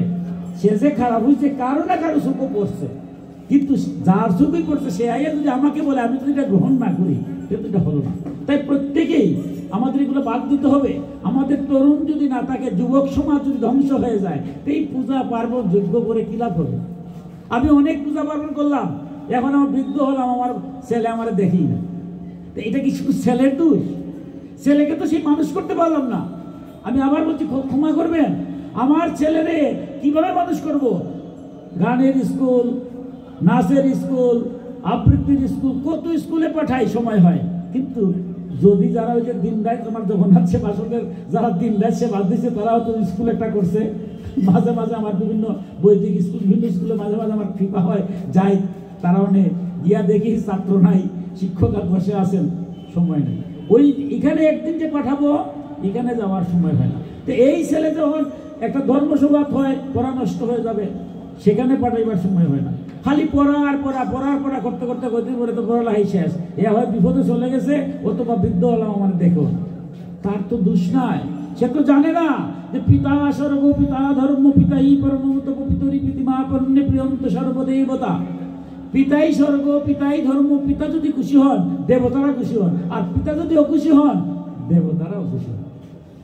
সে তো জানে না যত প্রসাদ জগদ্দৃষ্টং পুণ্য কাম যদাশিসা প্রত্যক্ষ দেবতাই মে তস্মৈ মাত্রে নমো নমঃ। যে মা যে রক্ত মাংস মজ্জা অস্থি দিয়ে আমার এই দেহকরা আসছে, কোথা থেকে আসছে? পিতৃ ঔরসে মাতৃগর্ভে মায়ের রক্ত মাংস মজ্জা অস্থি দিয়া মাংস পিণ্ডটা তৈরি করছেন। বিধায়ী অনাদিরাদি গোবিন্দ পরমাত্মার অংশ জীবাত্মা রূপে আমার দেহে আসতে আছে। তাই ভগবান শ্রীকৃষ্ণ যখন গোষ্ঠে গিয়েছেন, কি মধুর কথা, শ্রীদামাকে বলছেন, শ্রীদামা তুমি তো অনেক সময় বলো, কখনো বলছো 24 প্রকার গুরু, কখনো বলো 28 প্রকার গুরু। আচ্ছা, প্রধানত গুরু কয় প্রকার? ভগবান শ্রীকৃষ্ণ বলছেন গুরু হচ্ছে 3 প্রকার। শ্রীদামা বলছে 3 জন যদি গুরু হন, তো প্রথম যিনি ইনি হচ্ছেন মহাগুরু। আমার সনাতন ধর্মে কিন্তু একজন মহাগুরু আছে, মহাগুরু তাকে বলা হয়। বলছে হ্যাঁ, প্রথম জন মহাগুরু কে? পিতা মাতা সমান, পিতা এবং মাতা দুজনে এক করা হয়েছে। পিতা মাতা হচ্ছে প্রথম মহাগুরু। দ্বিতীয় অহন্য মণ্ডলাকারং, যে বিশ্ব ব্রহ্মাণ্ডে পরিব্যাপ্ত সেই পরম ব্রহ্মের পথ যিনি দেখান, সেই দীক্ষা গুরু। 3 নম্বর জগৎগুরু। জগৎগুরুকে পাইতে গেলে এর আগে 2 জন গুরুর মাধ্যমে আসতে হবে। আমরা যে পূজা পার্বণ যজ্ঞ করি, সবাই আগে গুরুর পূজা করি। কেন করি? আমার ত্রুটি বিচ্যুতি যা হবে গুরুর মাধ্যমে আমি কৃপা পাবো। শুধু বলছে তোমার ভগবানের পূজার আগে গুরুর পূজা করা ঠিক আছে, আমি মানলাম, কারণ আমি ওদম পারি না, তোমার মাধ্যমে আমি জানছি। কিন্তু তুমি তো মহাগুরু দিয়ে দিলে, মা বাবারে সবার উর্ধে স্থান দিয়ে দিছো কেন? এবার ভগবান কি মধুর বলছে যে দেখো সুদামা, এই যে মনুষ্য দেহ আমরা পেয়েছি, আমরা কর্মের কারণে 84 লক্ষ পরিভ্রমণ করি, তার মধ্যে 80 লক্ষ হচ্ছে বুকজুনি, এরপরে মনুষ্য জন্ম হয় 4 লক্ষ। তখন এই আত্মাটা আকাশস্থ নিরালম্ব বায়ুভূত নিরাশ্রয়ে ঘুরতে থাকে। তখন কোনো পিতৃ ঔরসে মাতৃগর্ভে, আমার ভক্ত ভাগবত যখন যাবেন তখন দেখবেন, যারা আমরা তো মুখ্যর সময় মা সূচক, অনেকে মুখ্য যায়, বলছে ভগবান তোমার লোকে মিশি গেলে তো আর ডাকবো না, বারবার জন্ম দাও এই সংসারে, আমি যেন ভক্ত করে জন্ম হয় এবং তোমার সাথে জগতের সমস্ত কর্ম করব, কিন্তু তোমার সাথে আমি লীলায় থাকবো, তোমার নাম কথা অমৃত কথা শুনবো, বলবো, তোমার সাথে নৃত্য করবো, আমার বারবার জন্ম দাও। তাই বলছেন এই পিতৃ ঔরসে মাতৃগর্ভে যখন মাংসপিণ্ডটা হলো, তখন অনাদিরাদি গোবিন্দ এসে প্রাণ সঞ্চার করলেন। গোবিন্দ বলেন, বলো তো দেখি সুদামা, যদি প্রাণ সঞ্চার আমার মায়ের রক্ত মাংস মজ্জা অস্থি দিয়ে তৈরি না করতেন, তাহলে কি গোবিন্দ এ প্রবেশ করতে পারতেন? পারতেন না। তাই বিষ্ণু পুরাণে স্বয়ং বিষ্ণু বলছেন, মা বাবার সেবা না করে যদি আমার সেবা করো, আমি সেই সেবা গ্রহণ করি না। সনাতন ধর্মে কিন্তু মহাগুরু, কেউ যদি মারা যায় মা বাবা, ওটাকে আমাদের বলছে মহাগুরু। এই যে শ্রাদ্ধ কেন করা হচ্ছে? স্বয়ং রামচন্দ্র পিতৃ শ্রাদ্ধ করেছেন, গয়া শ্রাদ্ধ করেছেন, স্বয়ং শ্রীকৃষ্ণ তিনি তার বাবা মার শ্রাদ্ধ করেছেন। শ্রীকৃষ্ণ মারা যাওয়ার পরে অর্জুনকে বলে গেছেন ভাগবতে, আমার শ্রাদ্ধ করতে হবে, শ্রাদ্ধ করেছেন অর্জুন। স্বয়ং মহাপ্রভু তিনিও তার পিতৃশ্রাদ্ধ, পিতৃঋণ শোধ করা যায় না, তিনিও শ্রাদ্ধ করেছেন। কারণ মা বাবার কারণে আমরা আসছি। কিন্তু আজ আমরা দুর্ভাগ্য, এই সনাতন ধর্মে প্রত্যেক অন্যান্য ধর্ম যারা আছে জগতে, প্রত্যেক ধর্মের মানুষরা আলাদা একটা শ্রদ্ধা করতো করে, যে সনাতন ধর্মের ছেলে মেয়েরা তারা মা বাবারে ত্যাগ করে না। কিন্তু আজ বর্তমান তথ্য প্রযুক্তির যুগে আসছে, আমরা কি এই পর্যায়ে আছি? ক্ষমা করবেন, আমি কারোর কথা বলছি না, আমার মতো অধর্মের কথা বলছি। আজ আমি অনেক লেখাপড়া করেছি, আমি হয়তো মাস্টার ডিগ্রি বা পিএইচডি দিয়ে নিয়েছি, আমার স্ত্রী এবার অনেক শিক্ষিত, এও পিএইচডি মাস্টার ডিগ্রি নিয়েছে। অনেক বড় চাকরি করি, প্রফেসর হয়েছি, ইঞ্জিনিয়ার হয়েছি, তারপরে ডাক্তার হয়েছি, বড় বড় ব্যবসায়ী হয়েছি, কোটিপতি হয়েছি। আমার বাসায়, আমার বাড়িতে আমার জায়গা হয়, আমার স্ত্রীর জায়গা হয়, আমার পুত্রর জায়গা হয়, আমার কন্যার জায়গা হয়। জায়গা হয় না খালি দুইটা মানুষ, যার দ্বারা আমি পৃথিবীতে আসলাম, সেই মা বাবা। চলে বলে কলে কৌশলে তাদেরকে আমি ত্যাগ করি। একটাবার ভাবি না, হায় রে আমি যদি বৃদ্ধ হবো তখন আমার পিতার কাছ থেকে কি পাবো? আজকে আমার স্ত্রী যদি আমার মা বাবাকে অর্থাৎ শ্বশুর শাশুড়ির সেবা করতে দ্বিধাবোধ করে, আমার স্ত্রী তো কালকে আমার ছেলে যখন বিবাহ করাবো তখন তো ওই আমার স্ত্রী হয়ে যাবে শাশুড়ি। উনি তো ওনার পুত্রবুর কাছ থেকে সেইটাই চায় না? তো এখন যদি আমার মা বাবার সেবা না করে তাহলে কি চাইলে হবে? আমি আমার মা বাবার সেবা করলাম না, অথচ আমার ছেলের মেয়ের কাছ থেকে আমি চাই যে তারা আমাকে মানব। এটা কি হয়? একটাবার কি চিন্তা করা হয় না? তাই যে বলছে তামসিক রাজসিক, আমার পূজা পার্বণ করলে হবে না। আমার পূজা পার্বণের সাথে আমার কি বলছে, তাহলে পুজো জানতে হবে। তাহলে মহাগুরু, আমার মা বাবাকে ত্যাগ করা যাবে না। আমার বাবা বৃদ্ধ হয়েছেন, মা বৃদ্ধ হয়েছেন, সহ্য হয় না। আমি যখন ছোট ছিলাম কত শয়তানি করেছি, হিসাব আছে, এটাও ঠিক আছে। কতবার আমাকে ঘর থেকে বাইরে করেছে, যা লেখাপড়া করবে না, বাইরে হয়ে যা। কিন্তু একটু করে আমি যাওয়ার আগে মা আবার দৌড়ে গিয়ে আমারই তুলে নিয়ে আসে নাই। তাহলে আমার মা যদি বৃদ্ধ হয়, বাবা বৃদ্ধ হয়, সে তো আমার সন্তান তুললো, তার সাথে আমি ঝগড়া করবো, তাতে কি হলো? কিন্তু তাকে আমি ত্যাগ করবো, আমার মা বাবারে বাদ দিয়ে আমি বাস করবো, এটা তো হয় না। মা বাবারে ত্যাগ করে আমি যাই হই, আমি লেখাপড়া যাই করি, যাই কিছু করি, মা বাবাকে যেন আমি ত্যাগ করি। আমার ধর্মটা সবার আগে, আমি যদি একবেলা খাই আমার মাকে নিয়ে যেন খাই। আমার মনটা যেন এরকম হয় যে আমি খাইলে আমার মা খাবে, আমি খাইলে আমার বাবা খাবে। আমার মনটা যেন এরকম হয় যে আমি কোনো অবস্থায় মা বাবা, কারণ মহাগুরু এরারে ত্যাগ করলে তো গোবিন্দ আমার পূজা নেবে না। তাই আমি সহজ চাতুরি কিছু করবো না। কিন্তু আমি কথাটা বললাম কেন, ক্ষমা করবেন, আমি বারবার বলছি, কোনো ভক্তের কথা না। আমার মতো আজ মনোভাবটা কেন এমন হলো যে আমি আমার একলা থাকবো, আর একা থাকবো, অসুবিধা নাই, মা বাবার ত্যাগ করে না। তাই বলছে পূজা পার্বণ যোগ্য যাই কিছু করো অর্জুন, তামসিকতা করলে হবে না, রাজসিক কাজ করলে হবে না, তাহলে আমাকে পাওয়া যায় না। এবার কি বলছেন, যে ব্যক্তি পাপ ক্ষয় করার জন্য পরমাত্মাকে কর্মফল সমর্পণের উদ্দেশ্যে এবং পূজা করা কর্তব্য এই বুদ্ধিতে আমার অর্চনা করে, সে হচ্ছে সাত্ত্বিক ভক্ত। অনেকক্ষণ তিনি বলছেন তামসিক ভক্তের কথা, রাজসিক ভক্তের কথা। এবার তামসিক ভক্তের কথা বলছেন যে যারা আমার পূজা পার্বণ করে যে পাপ ক্ষয় করার জন্য, দেখুন আমি যদি কষ্ট পাই, দুঃখ পাই, আমার ধর্মে বলছে যে ইহকালে প্রারব্ধ অনুসারে অথবা পূর্বকালে কোনো জন্মের কোনো পাপের ফলে আমার ইহকালকে অশান্তি, আমার অশান্তি এমন হয় কোনো কারণে হচ্ছে। এবার প্রশ্ন হলো, এই অশান্তির থেকে মুক্তির উপায় কি? মুক্তির উপায় হলো ভগবান। ভগবান যদি কৃপা করে আমাকে মুক্তি দেন। তাই যারা যে কি বলছে, পাপ ক্ষয় করার জন্য জন্ম জন্মান্তরে যদি কোনো পাপ করি, এই জন্য আমি হরিনাম কীর্তন করছি, এই জন্য আমি পূজা করছি, এই জন্য আমি যজ্ঞ করছি, প্রণাম করে বলো ভগবান জন্ম জন্মান্তরের পাপ আমার খাপ করে দেন, জেনে বা না জেনে যদি কোনো ভুল করে থাকি ক্ষমা করো। আর এখন থেকে আমি যদি কোনো অন্যায় অবিচার অত্যাচার নিজে করি না, কোনো অন্যায় অবিচার করে যেই না, ন্যায় সত্য ধর্মবোধের থেকে আমার জীবনটা পাইতে পারি, এই রকম কামনা করে কোনো ভেদ বুদ্ধি করে না। ভগবান জগন্নাথ যিনি, কৃষ্ণ তিনি, কালীও তিনি, একই। কারো প্রতি কোনো, আমার গুরুকে আমি ভক্তি দেবো তাই বলে আপনার গুরুর নিন্দা করবো, হবে না, তাহলে আমার গুরুটা পড়ে যাবে। যারা এই কারো প্রতি নিন্দা করে না, কারো বন্দনা, অর্থাৎ সবার প্রতি শ্রদ্ধা করে, নিজের হীনভাবে, নিজে সবচেয়ে ছোট আর জগৎ সবই বল, আমার মানে দরকার নাই। মহাপ্রভু যে বলছে জগৎকে সবাই আমি কৃষ্ণ জ্ঞান দেবো, এই চিন্তা করে যারা আমার আরাধনা করে তারা হচ্ছে সাত্ত্বিক ভক্ত। এই যে আপনারা, কারো নিন্দা নাই, কারো বন্ধনা নাই, আপনার পাপ ক্ষয় করার জন্য জগতের সবার মঙ্গল, এই যে আজকে সংকল্প দাঁড়ে দাঁড়ে ভিক্ষা করলো কে? জগন্নাথ সেবা সংঘ। সবাই তো আর টাকা দিছেনি, যারা আপনারা টাকা দিছেন, আপনারা দিয়ে আজকে সংকল্পটা কি হচ্ছে?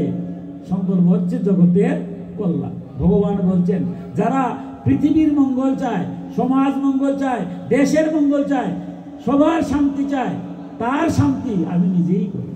তাই আপনারা হলো সাত্বিক ভক্ত, যারা সর্বজনীন বলা হয়, সবার কাছ থেকে এনে জগতের কল্যাণ, জগতের মঙ্গলের জন্য ভগবানের আরাধনা করেন, তারা হচ্ছেন সাত্বিক ভক্ত। এবার দেখুন,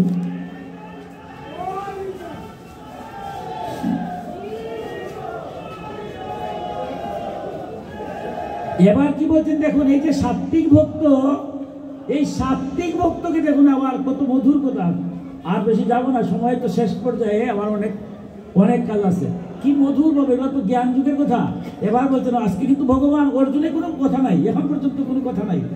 এবার অর্জুনের একটা কথা ভগবান নিজের থেকে বলছেন, অর্জুন আজ তোমাকে যে তিনটা বললাম, সাত্বিক ভক্ত, তামসিক ভক্ত, রাজসিক ভক্ত, এবার তুমি সাত্বিক ভক্ত হবে। সাত্বিক ভক্ত আবার 4 প্রকার। দেখুন কি বলছেন, চতুর্বিধা ভজন্তে মাগ জনা সুকৃতি অর্জুনা আর্ত আর্ত জিজ্ঞাসু অত্তাত্রিক জ্ঞানী চ ভরতর সভা। হে অর্জুন, উত্তম কর্মকারী, অত্যার্থী, আত্ম জিজ্ঞাসু এবং জ্ঞানী, এই 4 প্রকার ভক্ত আমার আরাধনা করে। এই যে সাত্বিক ভক্ত, আপনারা এখন আবার দেখুন, এখন এই সাত্বিক ভক্তরে বলছেন অর্জুন, এর মধ্যে আবার 60 ধরনের ভক্ত আমার আছে। কারা কারা? আর্ত, অত্যাত্রী, জিজ্ঞাসু এবং জ্ঞানী।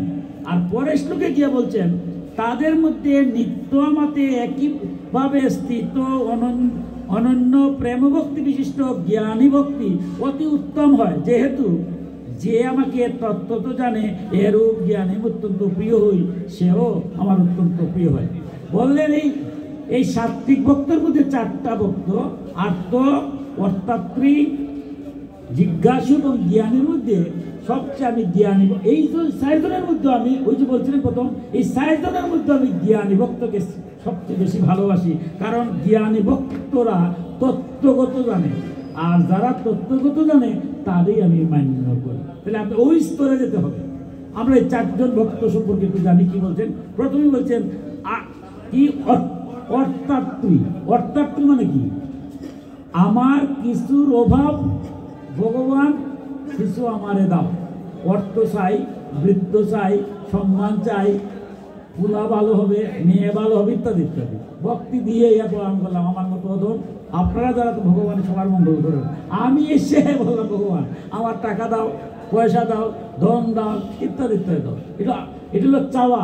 চাওয়া, তোমার সাথে আমার সম্পর্ক হচ্ছে, আমি তোমারে পূজা করছি, তার বিনিময়ে তুমি আমার এটা দিতে হবে।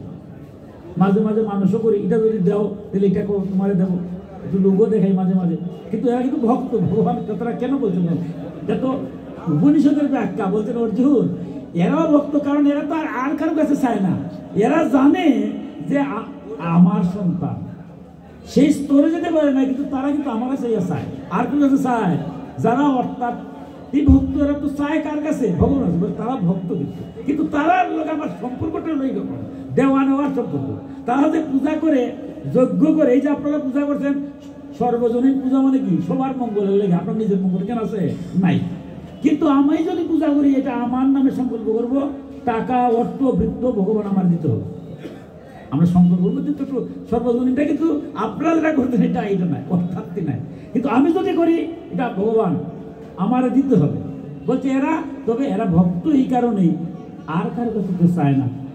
তারা জানে আমি দেওয়ার ক্ষমতা আছে, তারা আমার সন্তান, তাই আমার কাছে এসে চায়। তবে এরা চাইতে চাইতে এক পর্যায়ে গিয়ে দেখবে যে ভগবান অনেক অর্থ দিছো, অনেক বৃত্ত দিছো, ফুলাও ডাক্তার হয়েছে, বিশাল হয়েছে, কিন্তু শান্তি তো নাই। এক পর্যায়ে গিয়ে দেখে তারা বলে ভগবান বহুত দিছো, এবার তোমার স্মরণ খেলা দেওয়া চাই না, জগতে একটু শান্তি দাও। একটা পর্যায়ে গিয়ে অর্থাৎ ভক্ত যেভাবে আমাদের এই যে একটা শ্লোকের উপরে অন্ততপক্ষে ভাগবতের অন্ততপক্ষে 3-4 হাজার ব্যাখ্যা করছে। এর মধ্যে যেমন আমরা দেখি ধ্রুব, ভক্ত ধ্রুবর কথা পাইছেন না? এই ভক্ত ধ্রুব, এটা গীতা কে? ভক্ত ধ্রুব। কিন্তু এই যে ধ্রুবর কথা বলছেন, ধ্রুব কিন্তু অর্থাত্রী ভক্ত। সে কেন সাধনা করেছিল? বনে গিয়েছিল কেন? বাবার গুলো উঠবে, সৎমা ছিল, সৎমা তাকে উঠতে দেয় নাই, তাই বলছে তুমি উঠতে পারো নাই কেন? মার কাছে গিয়েছেন ধ্রুব। মা কি বলে? বলে বাবা তোমার তো পূর্বজন্মের কৃতকর্ম ভালো না, বাবার কুলে উঠবা, রাজার কুলো, তাই ভালো কর্ম করো। মা কিভাবে করবো? ভগবানকে ডাকো। 5 বছরের শিশু, সে চলে গেছে বনে, যে ভগবানকে ডাকলে আমি সাধনা করবো, বাবার কুলে উঠবো। 5 বছরের শিশু যখন বনে গেছে, কিসের লক্ষ্য কি? চাওয়া, বাবার কুলে উঠা। ভগবানের রাখবে সে তো মন্ত্র জানে না। স্বয়ং নারদ মুনি আসছেন, আইসা বলছে তোমার বাঘ ভাল্লুক কে ফেলবে, তুমি চলে যাও। বলছে রে বাবা, ভগবানের নাম নিতে গেলে নারদ মুনি আগে ছিলেন আর এখন আইসো, তাইলে নাম আমার নিতেই হবে। না, আমি ভগবানের নাম বলবই। তখন নারদের কৃপা হলো, মধুর কথা। নারদে কিন্তু তখন তারা বীজ মন্ত্র দিয়ে দিলেন। কি বীজ মন্ত্র? ওম নমো ভগবতে বাসুদেবা। এটা আমরা বলি, এটা বীজ। কার বীজ?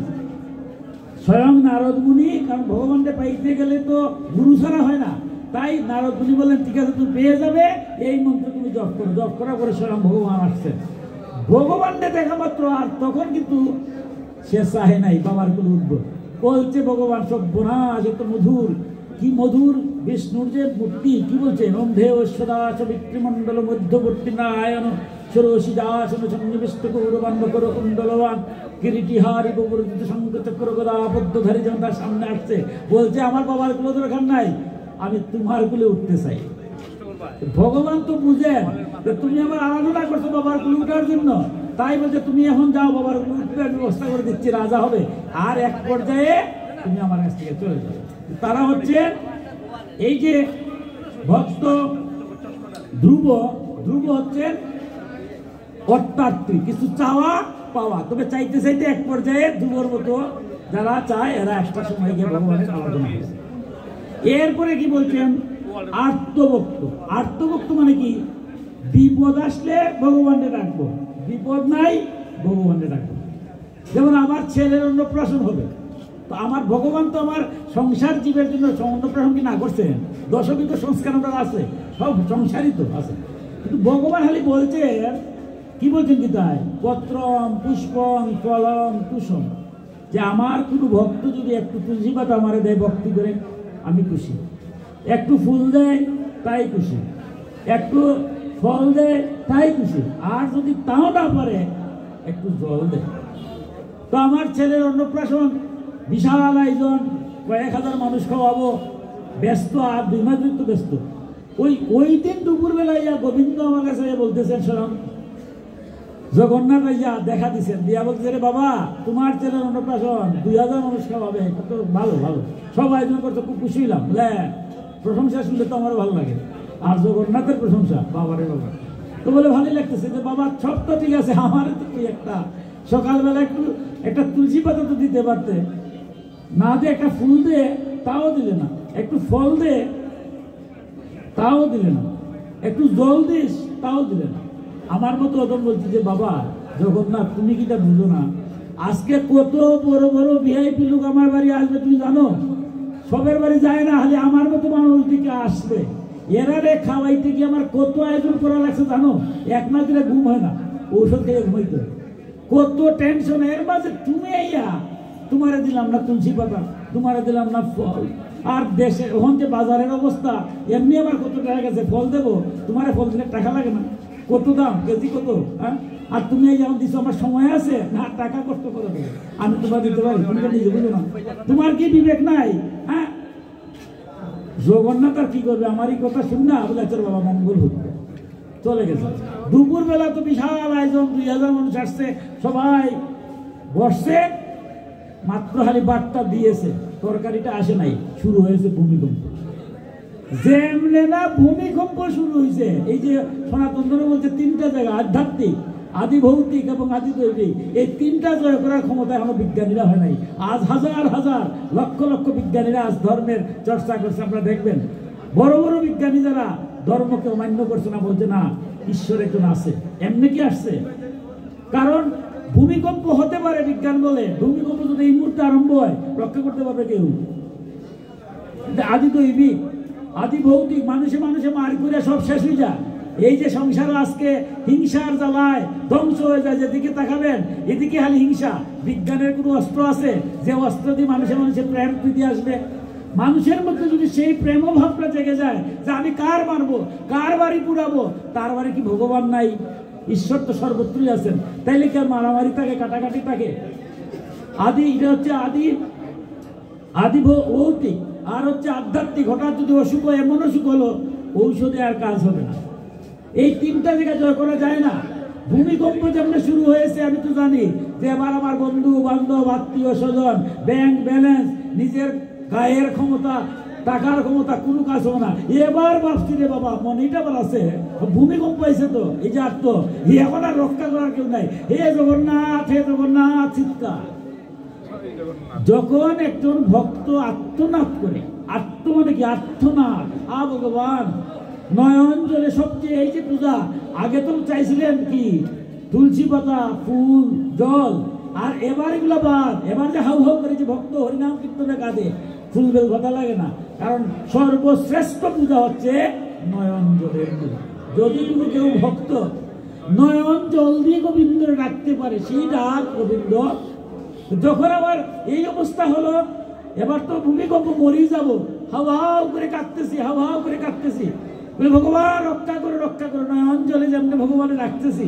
গোবিন্দ তো এক জায়গা আগে অপমান করলে কি হবে? ভক্ত যদি প্রাণ খুলে ডাকে না আসে পারে না। যেমনে জগন্নাথ আইসে ভূমিকম্প আর নাই। জগন্নাথ বলছে কিরে বাবা এত বড় প্রয়োজন তুমি এখন আমার কাঠ দেখে রাখতেছো কেন? আমি তো বুঝে বলছি সকালবেলা আসছিলাম তোমার জল ফুল দেওয়ার সময় নাই, আর এখন তোমার সময় হলো। এই যে আত্মভক্ত বিপদ আসলে ডাকে। এখন তো বুঝে গেছি যে বাবারে আমার স্যারের অন্নপ্রাশনটা যদি ভালো না হতে হয়, গোবিন্দের যদি কৃপা হয় তাই সম্ভব, নির্বিঘ্ন হলে হবে না। তাই যারা বিপদে পড়লে ডাকে, বিপদ নাই যে কোভিড-19 কদিন আগে আসছিল আমার মতো অধমের ভক্ত একটু ডাকাডাকি বাড়ি গেল যে বাবারে ধরলে তো শেষ। অনেক কোভিড-19 হয়েছে বাঁচে গেছে, অনেক আবার মারা গেছে। তখন দেবভক্তিটা বাড়লো, কোভিড-19 চলে গেছে আর দেবভক্তি নেই। আমার ভাগবতের বর্ণনা দিয়েছে দ্রৌপদী, আপনারা দেখছেন কি মধুর। এই যে কথাগুলো ভাগবত বিশ্লেষণ করছে। দ্রৌপদী প্রথম কি করছেন? বস্ত্রহরণ হচ্ছে কার সামনে? দ্রোণাচার্য কৃপাচার্য এর মতো সামনে। এই সংসারে কেউ যদি অন্যায় করে অন্যায়ের ফল তার পেতে হবে। এই দুর্যোধন এত অন্যায়কারী ছিল, সেই অন্যায়কে যারা প্রশ্রয় দিয়েছিল বিশ্ব, কর্ণ, কৃপাচার্য, দ্রোণাচার্য এরার মতো শক্তি তো কেউ ছিল, কিন্তু এরা কি বাঁচতে পারলো? প্রত্যেক মারা যাওয়ার আগে ভগবান বলছিল তোমার এত ক্ষমতা ছিল, কিন্তু এই শয়তান এই সমাজের মধ্যে যারা দুষ্টামি করে, যারা শয়তানি করে এরা কয়জন? তার কি শক্তি আছে? কোনো শক্তি নেই। দুর্যোধনের দ্বারা কি কুরুক্ষেত্র যুদ্ধ হয়েছে? দুঃশাসনের দ্বারা কি কুরুক্ষেত্র যুদ্ধ হয়েছে? ভগবান বলছেন মহাভারতের কথা, সমাজ ধ্বংস হয় দুষ্টদের দ্বারা নয়, সমাজ ধ্বংস হয় জ্ঞানীদের নিশ্চুপ থাকার জন্য। যে সমাজ আজ নষ্ট হচ্ছে আপনি দেখবেন জ্ঞানীরা দেখেও দেখি না, বুঝেও বুঝি না, জেনেও জানি না, কিন্তু ক্ষমতা চিরদিন থাকবে না, ঈশ্বর আছেন সব বুঝেন। তাই আজ দ্রোণাচার্যের বধ যে স্বেচ্ছা মৃত্যু, তারও কিন্তু মৃত্যু হয়েছে। যার অস্ত্রটালে কেউ মারতে পারবে না দ্রোণাচার্য, তারও বোধ হয়েছে। যে কর্ণ অনেক গুণে গুণান্বিত, তার মতো দাতা যুধিষ্ঠির ছিলেন না, কিন্তু অন্যায়কে প্রশ্রয় দেওয়ার কারণে সেই কর্ণরও মৃত্যু হয়েছে। তাই সবসময় কি তার কথা সমাজ দুষ্ট যারা এরা কয়জন? এদের দ্বারা সমাজ নষ্ট করে না।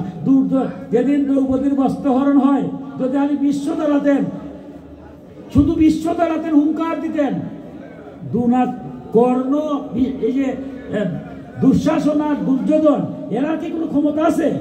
আজ আমরা সমাজ বলেন চতুর্দিকে তাকাবেন দেখবেন আজ আমাদের যারা দুর্যোধন দুঃশাসন কার মদতে? দ্রোণাচার্য কৃপাচার্য সব বসে আছেন, দেখতেছেন বসে। কিন্তু দ্রোণাচার্য কৃপাচার্য এটা হুঙ্কার দিতেন, এক হুঙ্কার দিলে কিন্তু দুর্যোধন এটা করত না। ঠিক দ্রৌপদী কি করছেন দেখছেন, কি করবো আমার কিছু করার নাই, এত বড় মহারথী হল আমার বংশের আছেন, থাকার পরে আমার বস্ত্র হরণ হচ্ছে, লজ্জায় শেষ, কি করবেন? তিনি এবার বিপদে পড়ছেন। প্রথম কিন্তু দ্রৌপদীও কৃষ্ণরে ডাকেন নাই। কথাটা কেন বলছি আজকে? দ্রৌপদীকে যখন নিয়ে আসে দুর্যোধন, যখন চুলের মুঠি ধরে নিয়ে আসছে দুঃশাসনে, তখন কিন্তু কৃষ্ণ ডাকেন নাই। মহাভারতে দেখবেন কারণটা কি? তখনও বুঝতে পারেন নাই, তার মনে হয়তো ছিল যেখানে কৃপাচার্য দ্রোণাচার্য এরা আছেন, পঞ্চ স্বামী আছেন, যুধিষ্ঠির অর্জুনের মতো কম নাকি? এরাও তো কেন ছিলেন, পাশা গেলে হেরে গেছে, কিন্তু এরা তো ছিলেন। যেখানে অধর্ম হয় সেখানে কি ন্যায় থাকে? মাতৃবধ পরদারেষু, যে আমার সনাতন ধর্মে যখনই নারী নির্যাতন হবে ধ্বংস অনিবার্য হবে। অসুররা যখনই নারী নির্যাতন করছে অসুর শেষ, যখনই নারীর প্রতি অত্যাচার হওয়া মাত্র দেবে এটা ধ্বংস অনিবার্য। তাই নারী নির্যাতন হচ্ছে দুঃশাসনেরা কুলবধূর বস্ত্র হরণ করছে। কিন্তু দ্রৌপদী ভাবলেন যে আমার পঞ্চস্বামী, বাবা, এক অর্জুন যদি খালি বান একটা মারে দুর্যোধন কোথায় যাবে, ঠিক আছে নাকি? হ্যাঁ, ভীমে যদি এক গদা দিয়ে মারে উপায় আছে, এরপরে আবার এরা আছে। তাই তিনি কৃষ্ণকে কিন্তু স্মরণ করেন নাই। আপনি দেখেন মহাভারত আছে নাই? যখন বস্ত্র খুলে ফেলছে তখন তিনি দেখলেন যে এরা সব মাথা নিয়ে বৈশা বসছে, জ্ঞানী গুণী, কেউ তাকে রক্ষা করছে না। এবার তিনি হা কৃষ্ণ বলছেন। দেখুন, প্রথম কিসের জন্য হা কৃষ্ণ কৃষ্ণ বলছেন? আত্ম আমার লজ্জা নিবারণের জন্য, যে আমার লজ্জা হচ্ছে, বস্ত্র নিয়ে যাচ্ছে, কৃষ্ণ আমাকে তুমি উদ্ধার করো। ভগবান কৃষ্ণ কি তখন আসছেন নাই, আত্মভক্ত থেকে চলে যাচ্ছে জ্ঞানী ভক্ত। কিছুক্ষণ পরে দেখলেন যে এই দুষ্টদের যেভাবে কাপড় টানছে, কাপড় আটকানো যাচ্ছে না।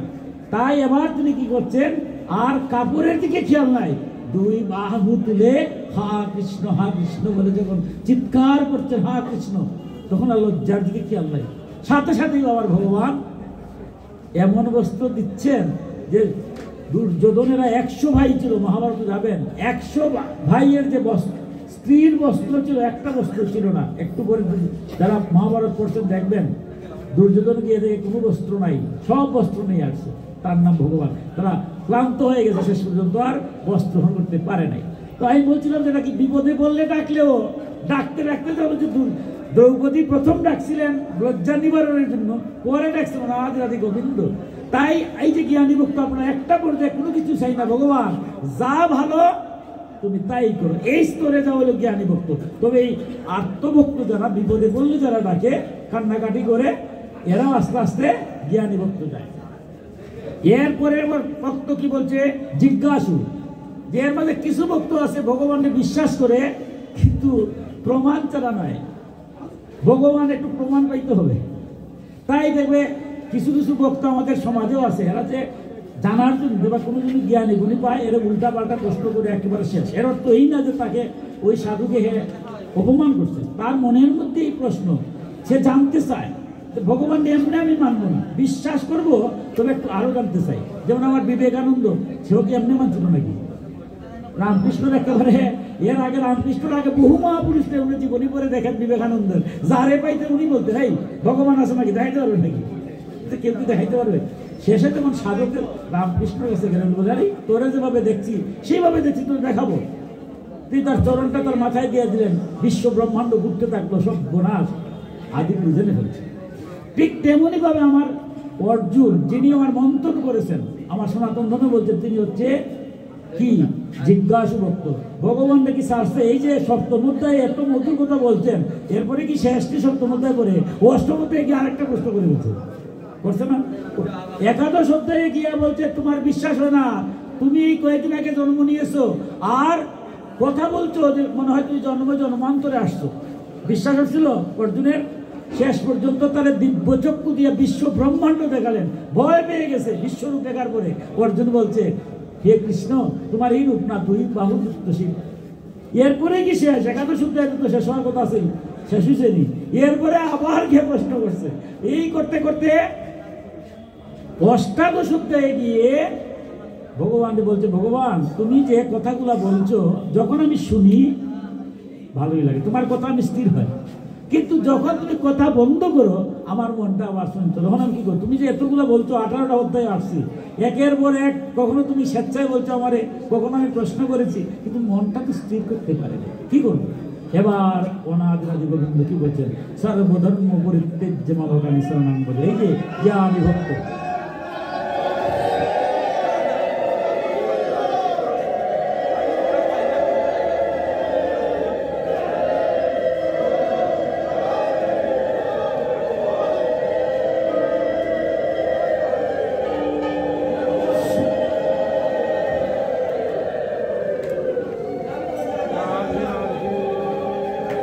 এবার অর্জুনও কি করলেন?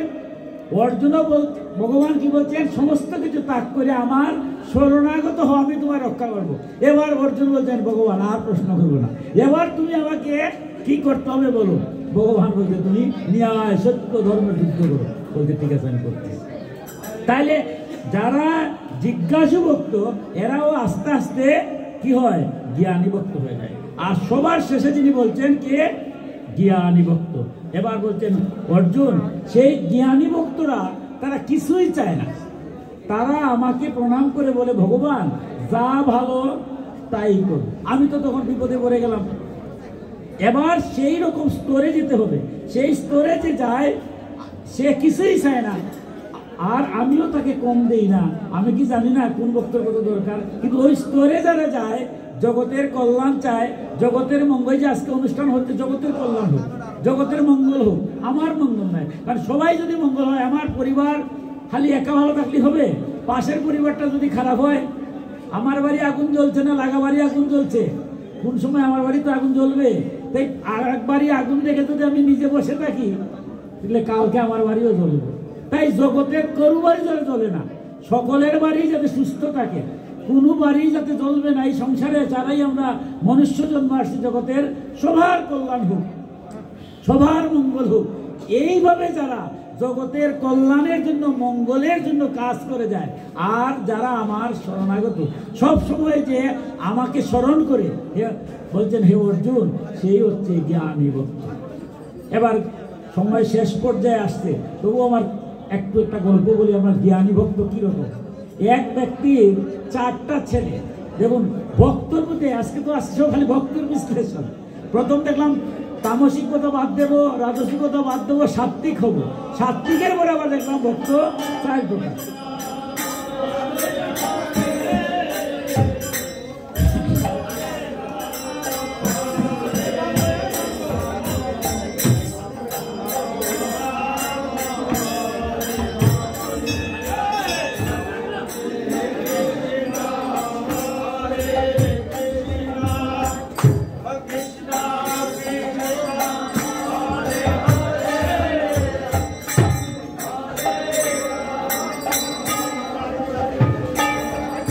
আমরা জল ভরে আসার সাথে সাথে আমরা আরতি কীর্তন হবে, সবাই মিলে আমরা আরতি করবো।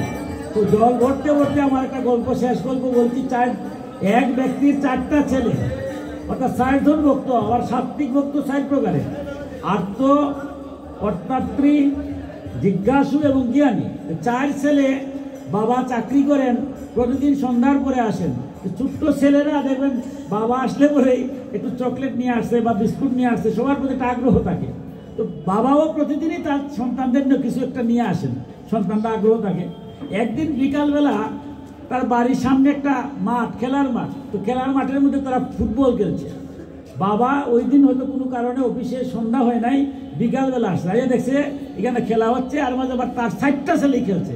তো আপনার ছেলে যদি কেন খেলে, নিজের একটা আগ্রহ থাকে, তাই উনি দাঁড়িয়ে দাঁড়িয়ে, আর অনেক মানুষ খেলা দেখছে, উনিও খেলা দেখছে।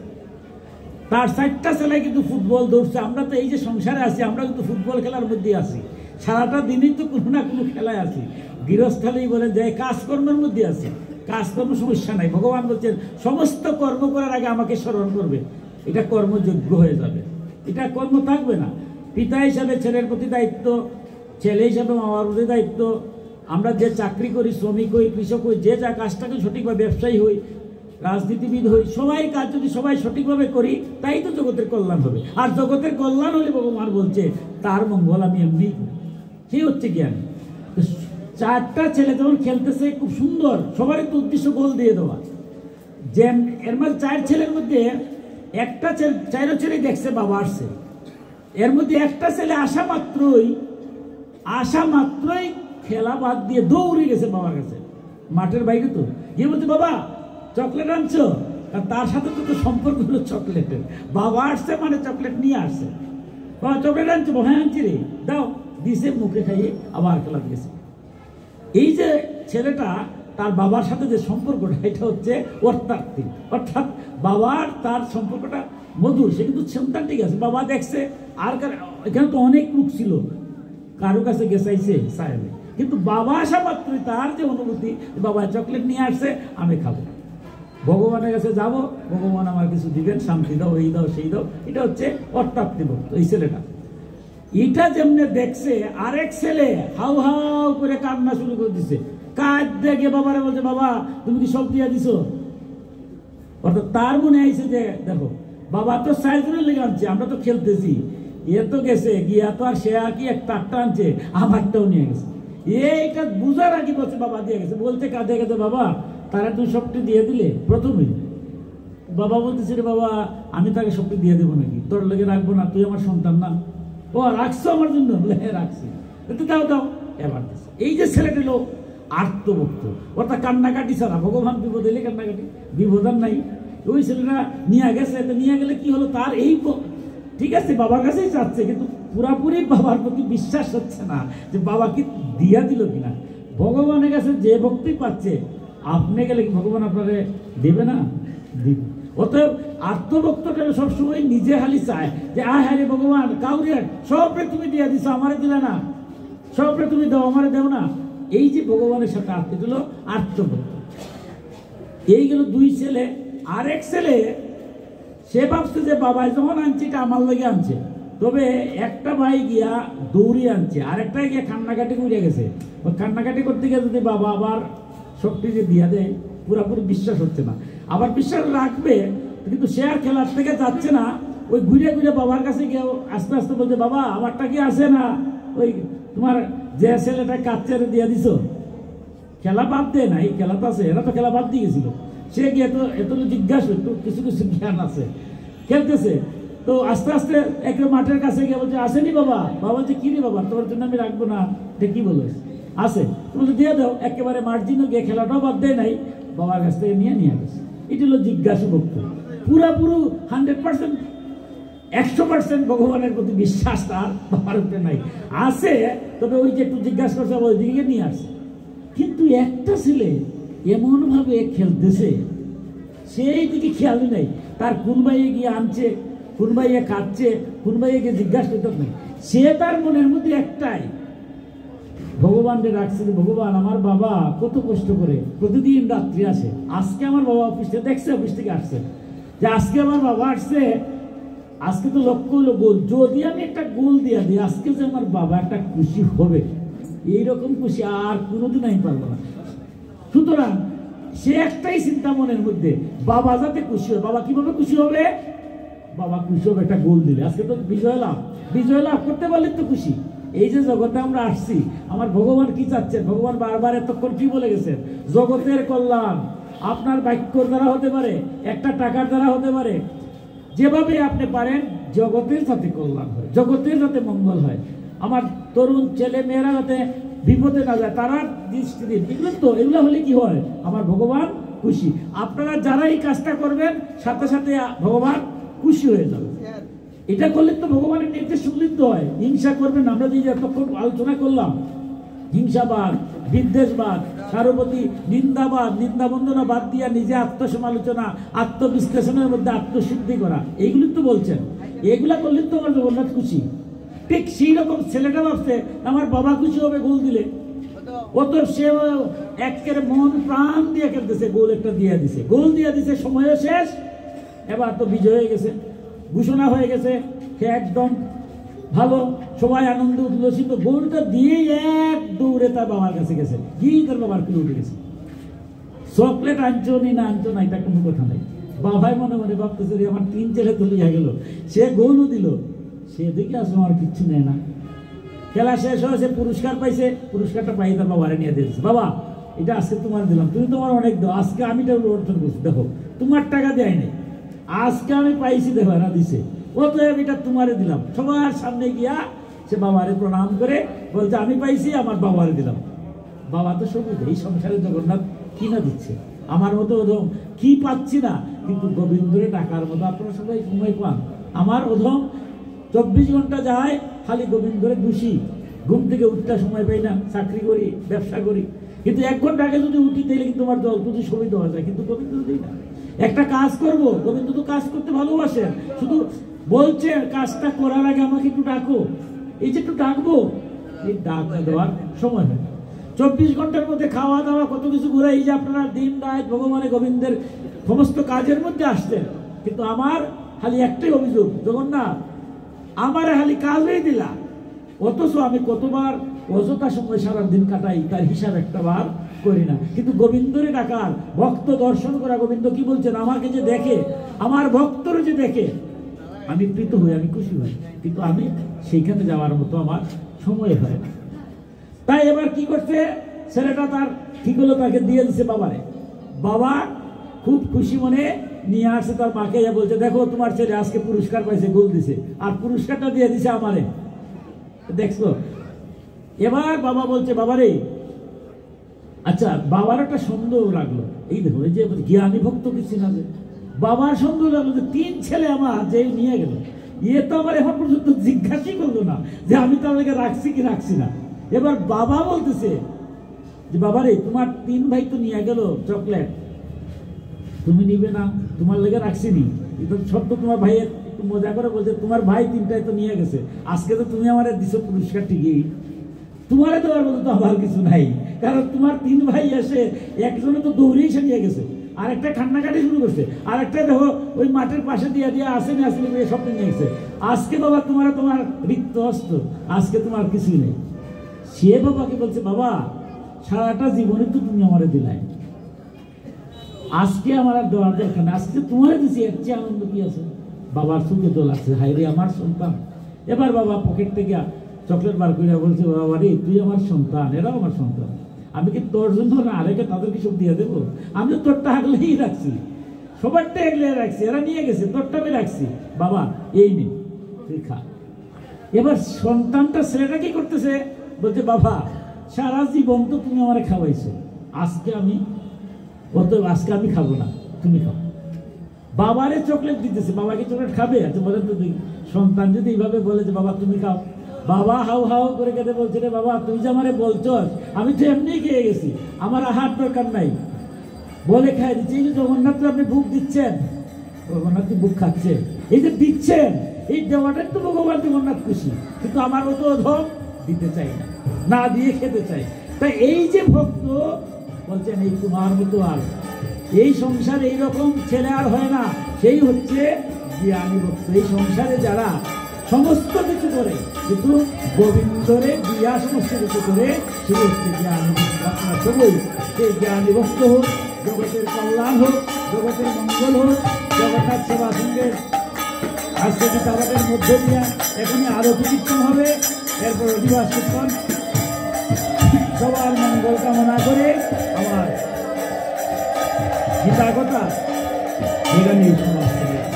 সর্বে ভবন্তু সুখিনো, সর্বে সন্তু নিরাময়া, সর্বে বুদ্ধানি কৃষ্ণন্তু মাধবো, সুখী হোক সকলে সংসার করে কামনা করে।